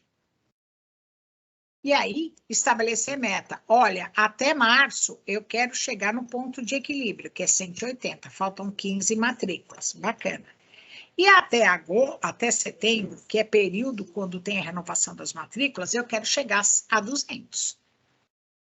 Só que tem aluno que sai no meio do período. Então, você vai mostrar para a equipe que sai aluno e que se sair um, eu tenho que repor esse um e mais aqueles que estão faltando. Então, é começar a mostrar isso, mostrar as dores para o seu funcionário. Isso você só faz por meio de reunião, sentar, mostrar a sua dor, mostrar que você também é vulnerável, que você também tem preocupação. E aí, eu trouxe uma planilha só para mostrar para vocês, né? Então, aqui, ó, planejamento estratégico de 2020. Então, objetivos, né? Então, eu vou ter lá o previsto, realizado, os meses do ano, primeira, segunda, terceira semana. Por quê? Eu falo, eu quero aumentar, vamos lá, perspectiva financeira, perspectiva do cliente. Eu separei isso aqui para vocês. Perspectiva dos processos internos, perspectiva de aprendizado e crescimento. Tá. Então, coloquei aqui. Por exemplo, perspectiva de faturamento. Faturamento em 2021, 240 mil. Objetivo para 2022, 360 mil. Opa, 120 mil a mais. Tá bom. Aí, como que eu vou dividir a minha perspectiva de faturamento? Então, eu sei, por exemplo, no mês de janeiro, o movimento é fraco, fevereiro melhora um pouquinho, março vai melhorando, abril melhorando, maio, julho cai um pouco o faturamento. Agosto está lá, eu sei que outubro, novembro e dezembro são os meses de maior pico mesmo, então ponho meta maior para lá. E aí depois eu vou pegar esses valores, então lá, eu previ faturar em janeiro de 2022, 20 mil. Se eu pegar quantos dias úteis eu trabalho por mês? 22 dias úteis, eu vou pegar 20 mil dividido por 22. Não sei quanto vai dar, mas vou calcular aqui agora, tá? Vou calcular aqui, ó. Opa, então vamos lá. 20 mil divididos por 22 dias, tem que faturar R$ 990 por dia. Tá. Quantos vendedores você tem? 2. Então, tem que ser R$ 450. Isso é a meta do vendedor. Opa, bacana. Já estou gostando da ideia. Tá, a equipe tem que saber. Depois, o que eu vou fazer para ter esse faturamento de 350 mil? Porque aqui eu estabeleci, não basta só falar para o funcionário que é o faturamento que ele vai ter que vender, porque ele só vende se entrar cliente, gente. Muita calma nessa hora, né? Não adianta falar meta de 20 mil no mês, se não entra cliente nenhum, ele vai vender. E a obrigação, e aí, o que eu vou fazer? Bom, o que eu posso fazer? Eu posso chegar e melhorar, tá? O número de clientes. Bacana, vou melhorar o número de clientes, ok. Então, vou lá. Quantos clientes eu tenho? Levanta lá, eu tenho 700 clientes, tá? Opa, inativos. Então, eu posso estabelecer uma meta, tá? De recuperar 40% desses clientes inativos. Então, se eu tinha 700, eu quero recuperar 40%, eu tenho que recuperar 280 clientes inativos. Aí, vou pôr 14 em janeiro, 28 em fevereiro, e aí eu vou aumentando gradativamente, de modo que eu vou passar a ter 800 clientes ativos, porque eu tenho, quando eu falei perspectiva do cliente, base de clientes em 2021, 1.500 clientes cadastrados, ativos 800. A meta é ter 1.500 clientes ativos. Bacana, então eu já recuperei 280, e aí eu quero captação de novos clientes, por exemplo. Então, eu quero quantos clientes novos por mês? Vou estabelecendo. Bacana, outra meta. Depois, eu tenho ali estoque, por exemplo, né? Redução do desperdício. Então, eu tenho fazer um inventário, colocar em janeiro, eu vou fazer inventário, ver tudo que tem. Em fevereiro, eu vou fazer o quê? Toda a reorganização do meu estoque. Ou seja, fazer todo o endereçamento, tudo certinho. Em março, eu vou colocar isso tudo em sistema. Em abril, eu implanto o código de barra. Em maio, eu faço manutenção, de modo que eu não vou ter mais brecha no meu estoque. Tá? Depois, procedimento operacional padronizado. Então, eu vou implantar um procedimento operacional padronizado. Então, aí eu vou fazer o quê? Levantamento do estoque. Descreva as atividades que têm que ser feitas, por exemplo, pelo estoquista. Depois, manutenção do equipamento, como tem que ser feito. Padronização, checagem semanal, parará. E aí eu vou organizando a minha empresa. Percebem que isso aqui é um planejamento estratégico. E aí você vai buscar. E quando eu falo disso, você faz esse monitoramento semanal. Se são R$900, vamos pôr R$1.000 por semana que eu tinha que vender, né? Por exemplo, poxa, chegou lá a primeira semana, eu não vendi R$5.000. Puxa, na semana seguinte eu tenho 5 da semana seguinte e o que faltou, vendi 4. Opa, então eu tenho 6. E aí dá tempo de você monitorar. Poxa, não está entrando cliente aqui na loja, o que eu vou fazer? Aí eu tenho que, vamos dar uma impulsionada, porque você, enquanto proprietário do seu, vamos falar de uma loja, do seu estabelecimento, você tem que prospectar para o cliente vir. E aí, o que eu vou fazer para o cliente vir? Vou impulsionar no Facebook, vou colocar uma promoção, né? Vou fazer redes sociais, vou prospectar no Google, vou fazer algumas divulgações no Instagram, ou seja, você tem na segunda semana do mês, falou, recuperar. E aí, foi bom, vamos manter na terceira, na quarta. Agora, depois que acabou o mês, e você não fez nada, já a meta perdida. E a meta, ela é cumulativa, porque senão você não chega nos 360 mil anos. Seguindo aqui, eu estou preocupada. Tá bom. Estamos acabando. Planejamento. Todas as ações necessárias para você atingir o resultado desejado. Primeiro, por onde começar, qual objetivo você quer atingir, listas das ações a serem executadas para alcançar o objetivo, estabelecer as metas, né? O plano de ação, preciso estabelecer as metas, definir os passos, estabelecer o cronograma, quem será o responsável, quais os recursos necessários, e aí a gente pode usar uma planilhinha dessa. O que é isso? O que fazer? O que fazer? Por que fazer? Quem vai fazer? Aonde vai fazer? Quando? Como? E quanto vai custar isso? Eu preciso contratar um vendedor. O quê? Contratação de um vendedor. Por quê? Para aumentar as vendas. Quem? O RH vai fazer isso.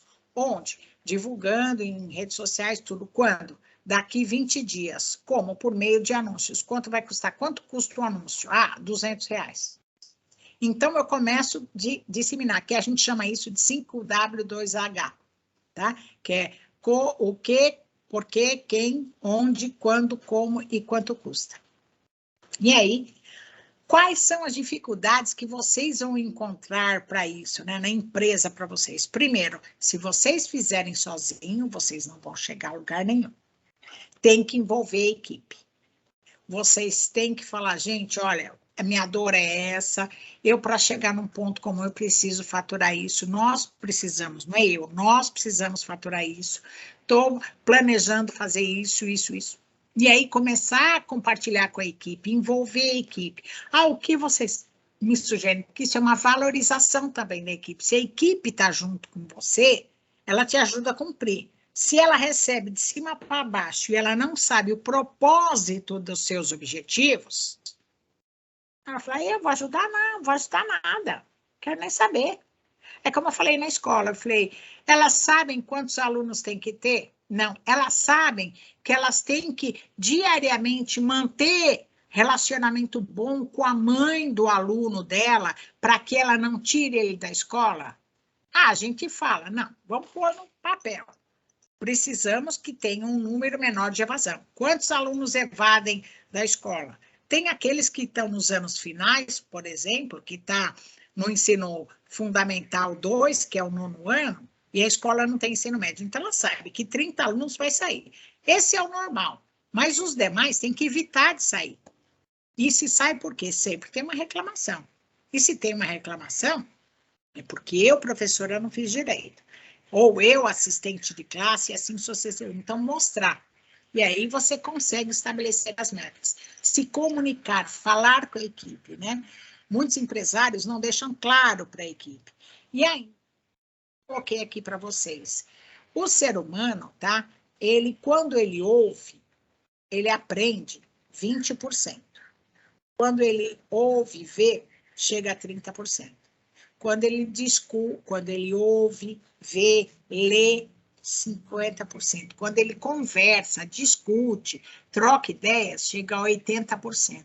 E quando ele ensina, chega a 95%. Então, portanto, se vocês querem que as equipes de vocês cumpram, não basta falar.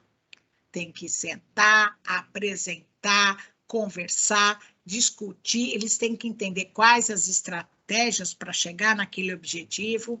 Tem que se comunicar e se fazer entender. Mas para isso vai precisar de dedicação, tá? E aí, você fez tudo isso que a gente falou? Aí você está pronto para implementar seu planejamento estratégico na empresa. Lógico, aqui é só uma live para vocês, para sensibilizar para vocês essa importância. Tem alguma perguntinha aí? Pode falar. Tem sim. Temos aí... A Luciana e o Alex colocaram aqui no chat. A Luciana colocou, estou aqui pensando no eu empresa, né? Que é o eu equipe, como fazer, e o Alex também. A empresa sou eu e iniciei recentemente as atividades. Tá, perfeito. Eu adoro quando vem o eu equipe, né? Eu presa, eu equipe. E eu já vou até... E assim, muitas vezes quando eu sou eu presa, eu equipe, sou eu que faço tudo, né? Aliás, não precisa ser só no eu presa, né? Às vezes o empresário, ele assume muitos papéis dentro da empresa porque tem uma equipe enxuta. Então, é que eu falo, tá num jogo de futebol. Então, ele vai lá, ele chuta a bola pro gol, corre para defender, e se a bola foi para fora, ele corre para pegar a bola que nem gandula. Esse é o empresário. Mas, muitas vezes, os empresários falam assim, mas eu tô com a equipe enxuta, ou eu não tenho equipe, porque eu não tenho faturamento para pagar. E aí eu pergunto, nossa, mas o que precisa para melhorar? Então, eu como faço tudo, tem algumas coisas que eu não consigo fazer, porque eu estou fazendo tudo. Então, eu não faturo mais, porque me falta mão de obra. E eu não contrato uma mão de obra, porque eu não faturo mais. E aí vai no círculo vicioso. E vou dar um exemplo para vocês, inclusive essa cliente, hoje ela é referência, ela já ganhou prêmios, tudo, uma contadora, e ela estava nesse círculo vicioso, uma contadora. Então, ela falava assim, Sandra, eu tenho 5 clientes, mas 5 clientes não sustentam o que eu preciso, os meus custos, e eu preciso mais. Eu falei, por que você não contrata? Eu falei, porque não tem como, porque eu faço tudo, né? Eu faço folha de pagamento, eu faço isso, faço aquilo, eu não tenho condição de estar prospectando mais a empresa. Eu falei, então, se você continuar desse jeito, não vai crescer mesmo, porque você não está fazendo nada de diferente. E eu costumo dizer, contrata uma pessoa, põe para fazer o que é mais operacional da sua empresa, que não precisa do seu conhecimento para executar. E ela falou, falei, contrata e confia. E aí eu dei um outro exemplo para ela, que eu vou dar aqui para vocês. Tinha um cliente que ele é dono de um hortifruti, e ele faturava lá em 2015, quando a gente teve a primeira crise aí, ele faturava 58 mil. Então, estava ele, o sócio, e tinha lá como freela, né, 5 meninos que faziam a separação. E como é que funcionava? O sócio dele ficava no administrativo e ficava pegando os pedidos dos bares, lanchonetes, restaurantes, porque ele vendia, né, no atacado para bar, lanchonete, restaurante, pizzaria. Ok. Aí pegava os pedidos de manhã, à tarde ele ia para o Ceasa, fazia todas as compras, vinha, descarregava o caminhão. Aí os meninos faziam a separação dos pedidos. No dia seguinte de manhã, 9 horas da manhã, o caminhão estava saindo para fazer entrega para os bares, lanchonetes, restaurantes. Por quê? Porque se não tiver os produtos lá, o almoço para o serviço de alimentação não sai. Então, era tudo assim. E eu falei, quem vende?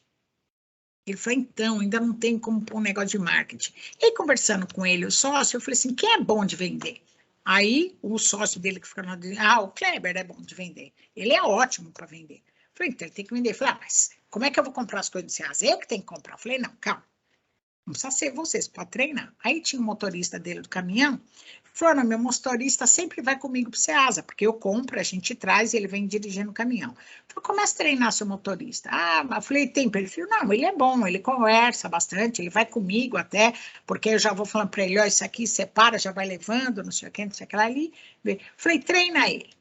Aí ele foi treinando o motorista. Aí o motorista passou a ser o comprador dele. Então, ele já ia lá pegar as coisas. Então, ele comprava e já carregava o carro.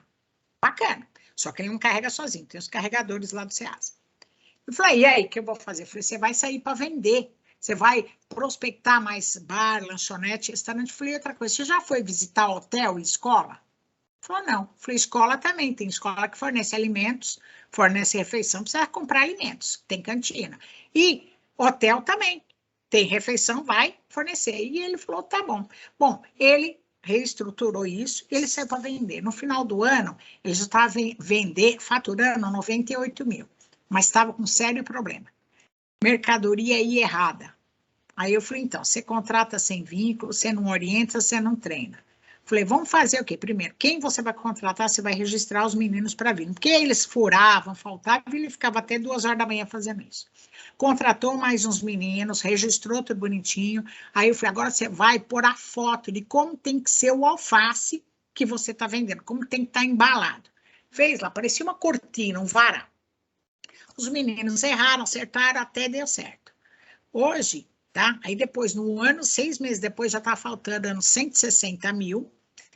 E hoje ele não só tem um atacado, mas ele abriu um hortifruti na pandemia. Porque na pandemia caiu, né? O restaurante fechou. Aí foi fazer feirinha em condomínio. Por quê? Ele estava não no operacional. Ele estava pensando as soluções para a empresa. Então, o que eu falo para vocês que são empresa, estabeleça a sua meta, tá?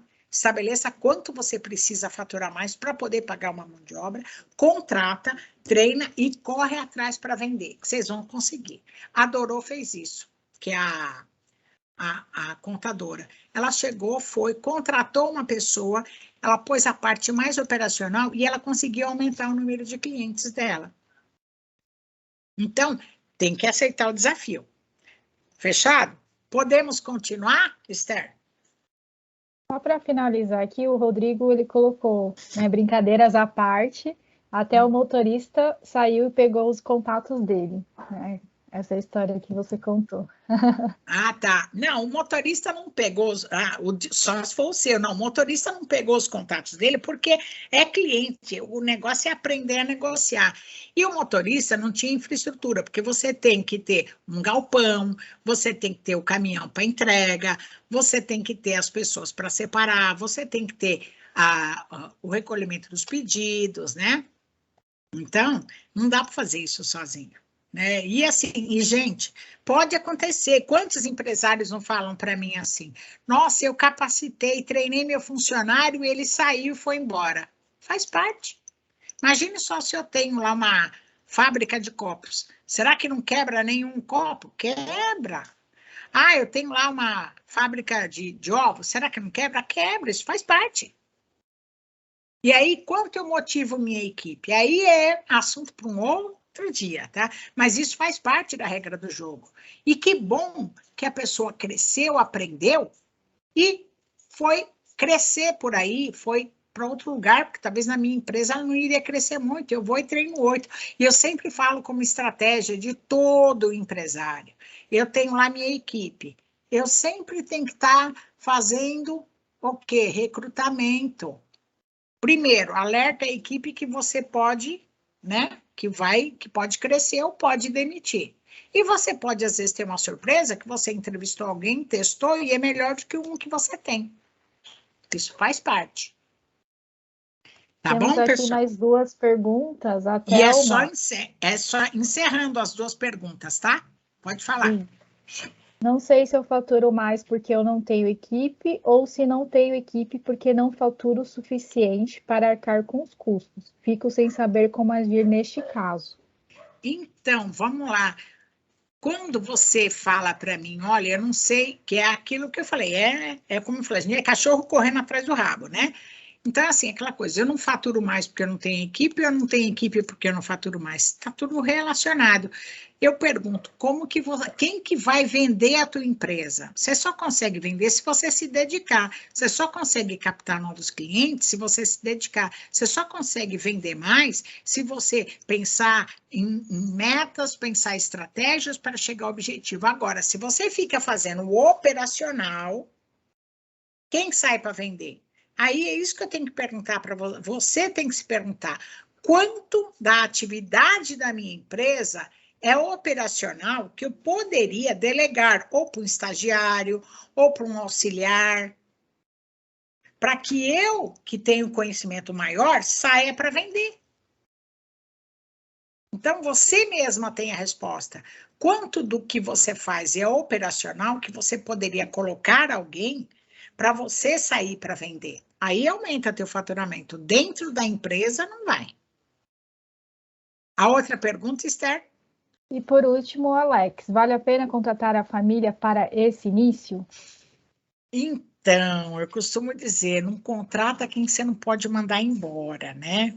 Então, imagina só, você contrata o irmão, aí você não gostou do trabalho do irmão, você manda embora, a tua mãe briga, né? Você contrata o seu cunhado, você manda embora, briga com a irmã.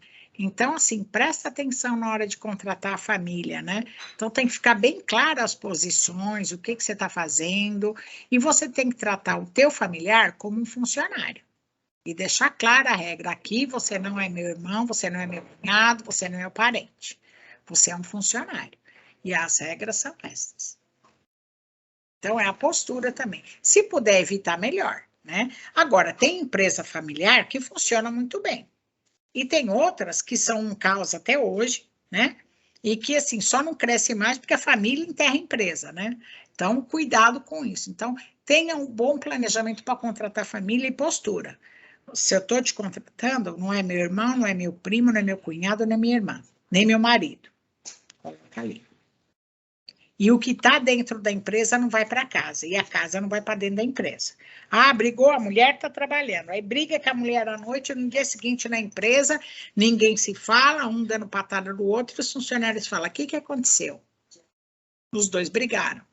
E a empresa tem o que a ver com isso? Então, tem que ter pulso bem firme. Tudo bem? Tudo bem. Tá bom, vamos lá. Agora, pessoal, eu queria falar com vocês uma coisa especial para vocês, né? Tudo isso que eu falei aqui, do planejamento estratégico, tudo isso tem uma coisa que é muito importante. Qual o comportamento do empresário, né? E a gente fala que tem que ter comportamento empreendedor. Eu vou dar um exemplo. Eu atendo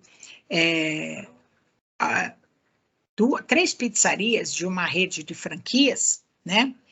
E 2 que já estão mais tempo comigo, elas inclusive suplantaram o volume de pizzas da unidade do franqueador. Então, elas conseguem vender por mês 4.500 pizzas. É pizza pra caramba. Enquanto uma pizzaria mediana aí vende 200, 300, quando muito 500 pizzas, eles vendem 4.500. A mesma rede de franquia, com o mesmo perfil de cliente, o mesmo layout, os mesmos produtos, o mesmo jeito de fazer a pizza, os mesmos ingredientes, sabores, tudo igual. Franquia, tudo igual. Só que das 19 ou 20 franquias que tem, só 2, que são esses 2, tá? Ultrapassaram. O dono, o franqueador que tem uma loja própria, ele vende 4.000 unidades. Esses 2 franqueados vendem 4.500 cada um. Por que que em toda a rede, tá? Esses 2 franqueados conseguem bater até o que o dono da franquia faz? Território é muito parecido, porque eles têm um perfil territorial. Quando você adquire uma franquia, o próprio franqueador te dá o perfil do local onde você tem que estar. Então, perfil classe média, ponto. Todos eles têm o mesmo perfil populacional, os bairros, tudo, porque é um critério da franquia. Por que que 2 franquias vendem 4.500 pizzas por mês e tem um dos franqueados, que eu também atendo, tá difícil andar para frente, vende 2.000? Alguém sabe me dizer? O que vocês acham que é? O comportamento empreendedor. É o comportamento do empresário. E aí, eu queria falar um pouquinho com vocês, não sei se vocês já ouviram falar. Tem alguém aí na turma que é empreteco? E aí, o que é um empretec, né? Que é isso que eu quero mostrar para vocês. O empretec, né, trata dos comportamentos empreendedores. E muitas pessoas falam assim, mas o comportamento empreendedor é nato. Não. Existe, tá? Existe um perfil de pessoas mais empreendedoras, mas o comportamento empreendedor, muitas das suas características, elas são treinadas, elas são desenvolvidas, né? E o empreendedor, ele é uma pessoa imaginativa, né? Caracterizada por uma capacidade de estabelecer alvos e objetivos. Isso aqui é uma definição de Filon. Também, empreendedor não perde a capacidade de imaginar, de ter grande confiança em si mesmo, é um entusiasta, tenaz, ama resolver problemas, ama dirigir e combate a rotina. Então, assim, quem espera rotina no seu negócio, está no lugar errado. Tinha que ser, desculpa o termo, posso falar porque eu já fui funcionário público. Quer sempre a mesma coisa. Então, quer rotina? Vai ser funcionário público. Eu, funcionária pública, pedi exame, assim, eu sou uma pessoa assim inquieta. E aí, rotina, não dá. Quem gosta de rotina, não dá para ser empresário. Porque empresário, ele tem que ser ativo, proativo, tem que ter criatividade, ele tem que ser entusiasmo, tem que ter autoconfiança e, assim, tem que amar, como ele fala aqui, né, o Zulem, amar resolver problema, porque problema é que vai aparecer todo dia para você. Isso é uma característica empreendedora. E no Empretec, tá, ele é um seminário que foi desenvolvido pela ONU, né, e o que aconteceu nesse seminário? Por que a ONU desenvolveu isso? Quando foi na época da Segunda Guerra Mundial, né, o mundo, a Guerra Mundial estava destruído. E aí a ONU começou a observar que existiam algumas empresas que se recuperaram rápido, né? Que conseguiram suplantar e outras, muitas falindo, né? E aí eles começaram a observar o que acontece nisso. E aí eles começaram a fazer uma pesquisa, mas não só na Europa, onde foi o auge da Segunda Guerra Mundial. Eles foram verificar em outros continentes. Então, eles começaram a fazer uma pesquisa em 3 continentes. E com essa pesquisa, né, eles começaram a identificar fatores comuns. O que tinha de comum nesses empresários que, mesmo no pós-guerra, com o mundo destruído, conseguiram crescer depois da guerra, quando a guerra terminou. Então, primeiro, que eles verificaram, né, fatores em comum. A maioria dos pesquisados, né, nos 3 continentes, com baixo nível de escolaridade ou sem nível de escolaridade. Primeira característica, ou seja, então significa que ter diploma superior não significa sucesso. Não necessariamente, mas também não significa que você não precisa buscar informação nem se qualificar, né? Mas essa foi. Também verificaram que dos pesquisados nos 3 continentes, eles quebraram em média 3 vezes. Não significa que todo mundo para crescer tem que quebrar, não, mas na média 3 vezes.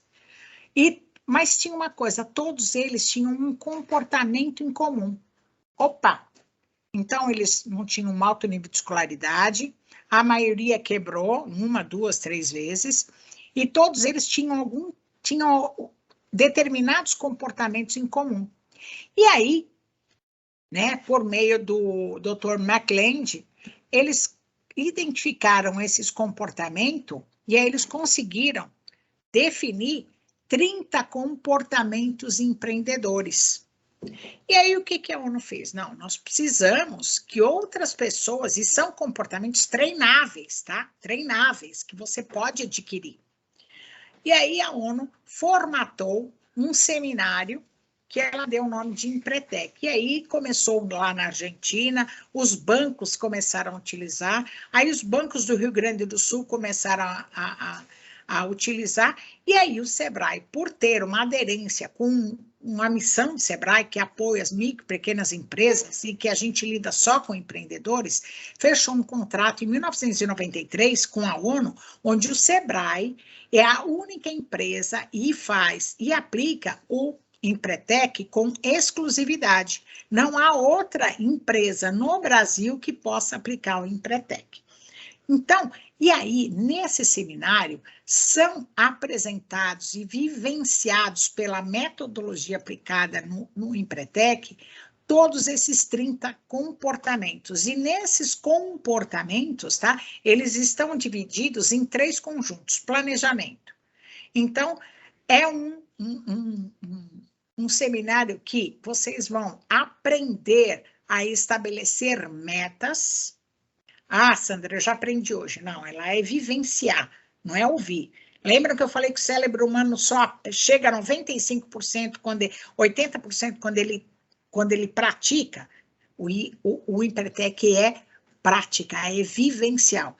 Estabelecimento de metas, que é um comportamento empreendedor. Planejamento prévio. Monitoramento sistemático. Não adianta eu planejar e não acompanhar se está acontecendo.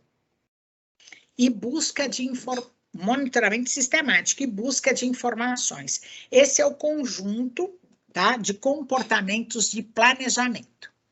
Depois, conjunto de realização, ou seja, o empreendedor, ele busca oportunidades. Isso significa que ele tem que ter o quê? Iniciativa. Por quê? Se eu estou lá no operacional, eu não estou vendo as oportunidades que passam na minha frente e nem estou buscando nada, eu só estou fazendo o que alguém poderia fazer por mim. Então, outro comportamento empreendedor, busca de oportunidades, iniciativa, persistência. Às vezes, aplicou uma vez, não deu certo, vou tentar de novo. Vou ver, tá, o que eu errei, para não cometer o erro de novo. Comprometimento, exigência de qualidade e eficiência, e aí, riscos calculados. Eu posso não vender? Posso, mas se eu não vender, por que eu não vendi? Vou ver o que eu errei e vou tentar de novo. Não vou cometer os mesmos erros, eu posso cometer outros, mas os mesmos não. Esse é o conjunto realização que é muito trabalhado no Empretec. Depois, conjunto do poder, persuasão, seu poder de persuasão, suas redes de contato. Redes de contato geram negócios, seu network. Independência. Ou seja, se eu tenho que fazer tudo sozinha, eu não sou independente. muito pelo contrário. Eu sou refém do meu próprio negócio. Eu posso ser independente na vida pessoal, tudo, mas em termos de negócio, se você se acha independente porque você faz tudo, não, você é um escravo do teu negócio, porque você não consegue fazer tudo. Não tem, ninguém aqui é polvo, gente. Alguém aqui é polvo, tem 8 braços? Não. E você tem que ter autoconfiança. E você consegue autoconfiança quando você o quê? Busca informação, conhecimento. Então, todas esses comportamentos, eles estão interligados, eles interferem entre si.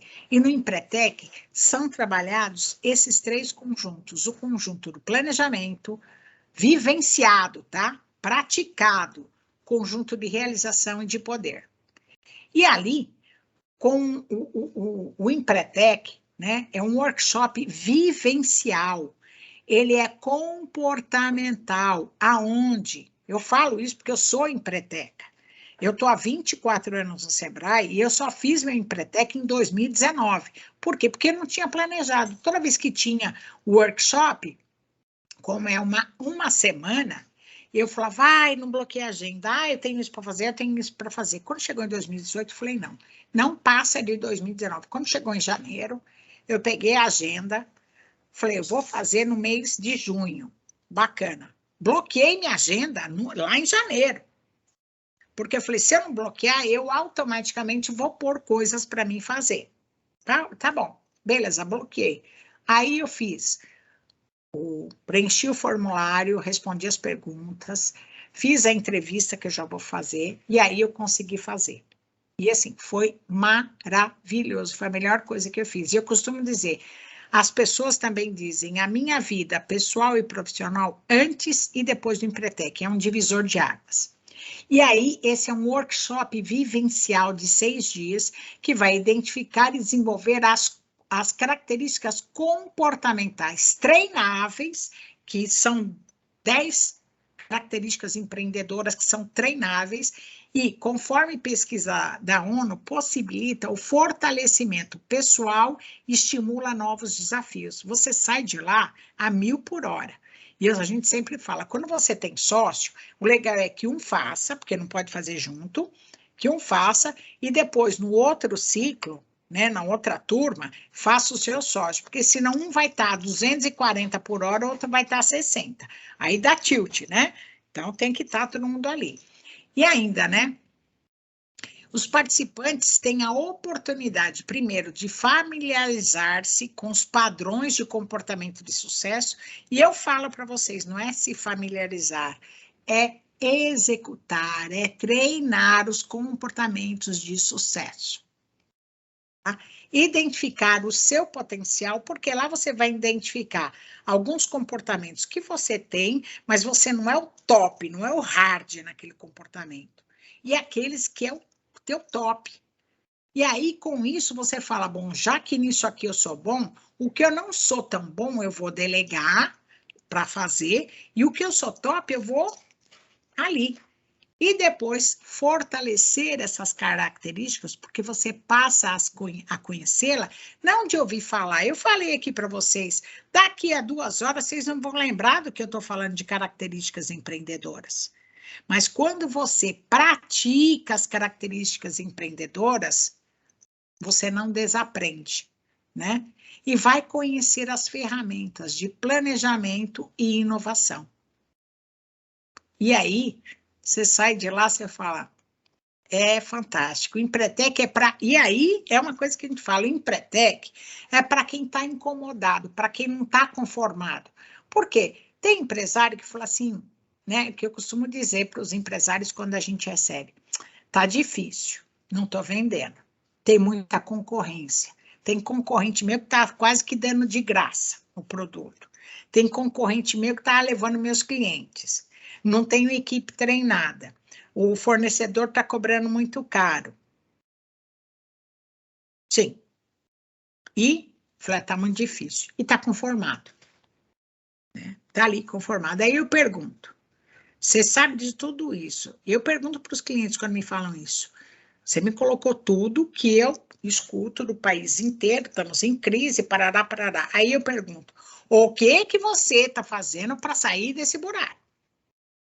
Porque aí, se você está conformado, o Empretec não é para você. Estou aqui na minha zona de conforto, faturo lá meus 20 mil por mês, pago minhas contas, tá bom. Não, você está conformado, tá bom, mas se isso está te incomodando, tá? E você fala, poxa, eu podia fazer alguma coisa melhor, mas não estou fazendo.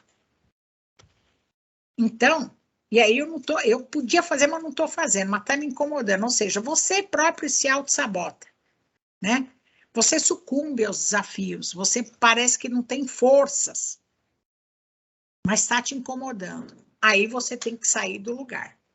Por isso que eu falo, tem uma frase do Mahatma Gandhi que eu adoro.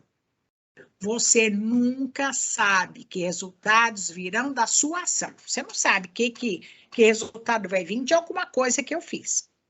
Mas se eu não fizer nada, eu não vou ter resultado nenhum. Essa é a situação. Então, tem que sair do lugar comum. Tem que querer começar a dar certo. E, para isso, às vezes, você tem que levar uma injeção. Não digo injeção, que eu não gosto muito, mas tem que levar, como a gente fala, né? Tem que levar uma sacudida. E aí, mudar, ver outra forma de ver as coisas, né? E aí, só para vocês terem uma ideia, né, de como o Sebrae, de 93 a 2021, ele já capacitou no Empretec 450 mil empreendedores. Foram 7 mil seminários. E das empresas que participaram do Empretec, dos empresários, as empresas deles, o faturamento caiu de 40%, ou seja, a mortalidade, quer dizer, que era de 42%, caiu para 7% das empresas de Empreteco. Então, faz a diferença, gente, faz a diferença. E ainda, né? A avaliação geral dos participantes. 97% colocou satisfação geral, e você pode procurar até no Google, Empretec, o que o pessoal acha, o que o pessoal fala do Empretec. 96% satisfeitos com a qualidade do produto. É diferente, não é uma capacitação, não é um cursinho que você faz, é vivencial, é imersão. Avaliação dos empresários, né? 67% aumentaram os lucros, porque nem sempre aumento de faturamento significa lucro, e 62% aumentaram as vendas. Principais contribuições que os empresários relataram: 84% preparo e atualização de meta, preparou e atualizou as metas e planos, 72% passou a identificar mais oportunidades e 71% desenvolveu mais as suas redes de contato. Isso só com um semináriozinho, né? Que eu não falo que é semináriozinho, é o seminário de 6 dias de imersão. E aí, né? Como participar? Primeiro, o empresário tem que querer aprender, querer ter comportamento empreendedor, querer sentir isso, querer treinar isso. Preencher a ficha de inscrição, que aí vai preencher um formulário que tem perguntas.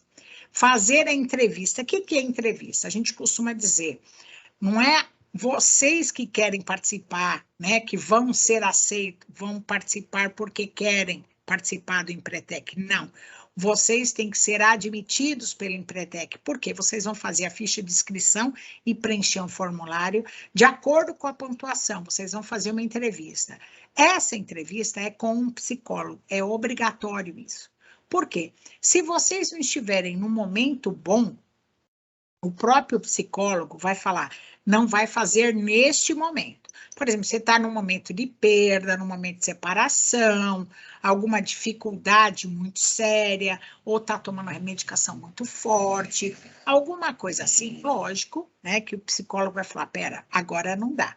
Não é que você está inapto para fazer o Empretec, não. Naquele momento você vai fazer. Tanto é que clientes, né, que naquele momento não puderam, 6 meses depois, você vai fazer, né, a entrevista de novo, e se for apto, você faz Empretec. Teve gente que no momento não pôde, no outro fez, e vida que segue, né? Aí vai assinar o contrato com o Sebrae e vai vivenciar, tá?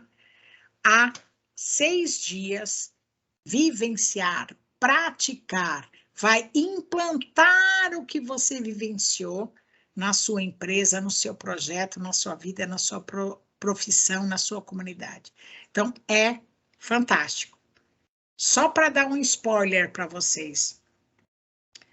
Eu tive a minha empresa durante 6 dias e era de massas, né, massas artesanais. A minha empresa, eu e meus sócios, nós vendemos em 3 dias e meio 240 quilos de massa. E fomos campeões. Tá aí. E ninguém sabe, só quem está lá sabe o que acontece lá. Porque a gente assina um termo que a gente não conta a metodologia. E assim, vale a pena, gente. E aí, desculpas que vocês podem estar pensando, né, para não fazer Empretec. Ai, vamos desligar da empresa uma semana, não dá. A minha atividade não dá para que eu me afaste. Não disponho de recursos para investir em mim mesmo. E acha que vai ter dificuldades de vivenciar. Gente, é maravilhoso, é fantástico. Perguntas, pessoal? Tem perguntas? Esther, vou aqui, vou ver vocês. Estou aqui, tá me vendo? Sim. Aí, e depois eu compartilho de novo. Tudo bem? Tem alguma pergunta, gente, do Empretec? O que vocês acharam? A Ana e a Luciana colocaram que são empretecas, né? A Luciana desde 2001. Isso. Luciana, pode abrir seu microfone, ou quem já é empreteco, pode abrir o microfone e dar um relato para os demais participantes? Aí, pode falar, Esther, eu te interrompi. Não, e o Rodrigo falou que faz tempo que quer fazer, aguardando uma oportunidade. Aí, Rodrigo, tá aí a sua oportunidade. Isso. Aí, Rodrigo, não perca essa oportunidade, tá? E aí, Cleiton, como faz para participar? Perfeito! Aí eu vou até compartilhar de novo aqui. Quem quiser também, se algum empreteco quiser, ó, perfeito, vou fazer em breve. Então, Thelma, deixa eu colocar para vocês, tá? Aqui, eu vou colocar. Vocês podem, tá? Enviar, né, Esther? Aqui, ó. Quem tiver interesse pode enviar um e-mail para a Esther ou entrar em contato. Eu vou aqui pegar de novo. Entrar em contato com a Esther, tá? Aqui, pera. Tá vendo, Esther, o slide? Sim, dá para ver. Tá, beleza, vou até aqui. Ai, pôr no grande. Opa, peraí. E todo mundo que está colocando no chat que tem interesse, eu vou mandar também o e-mail, podem ficar tranquilos. Isso, pode ficar tranquilo. E aí, qual é a oportunidade? Então, primeira coisa, vocês quererem fazer. Aí vocês podem mandar um e-mail para a Esther ou mandar pelo zap 29729924 o interesse de vocês. Aí ela vai mandar a ficha de inscrição, tá? Como que funciona? A ficha de inscrição vai mandar o formulário para vocês responderem e aí vocês vão receber depois uma data para agendamento para passar na entrevista com a psicóloga. A entrevista é online. Fazendo a entrevista, a psicóloga vai dizer se ok ou não, tá? Por que tem a psicóloga? Porque o Sebrae quer que vocês participem até o fim, porque pela regra, né, pela metodologia do Empretec, quem começa e não termina, nunca mais pode fazer. E o Empretec é um curso que você faz uma vez na vida. Ah, posso fazer de novo? Não, não pode, tá? É uma vez na vida. E é fantástico, gente. É sensacional. Você vai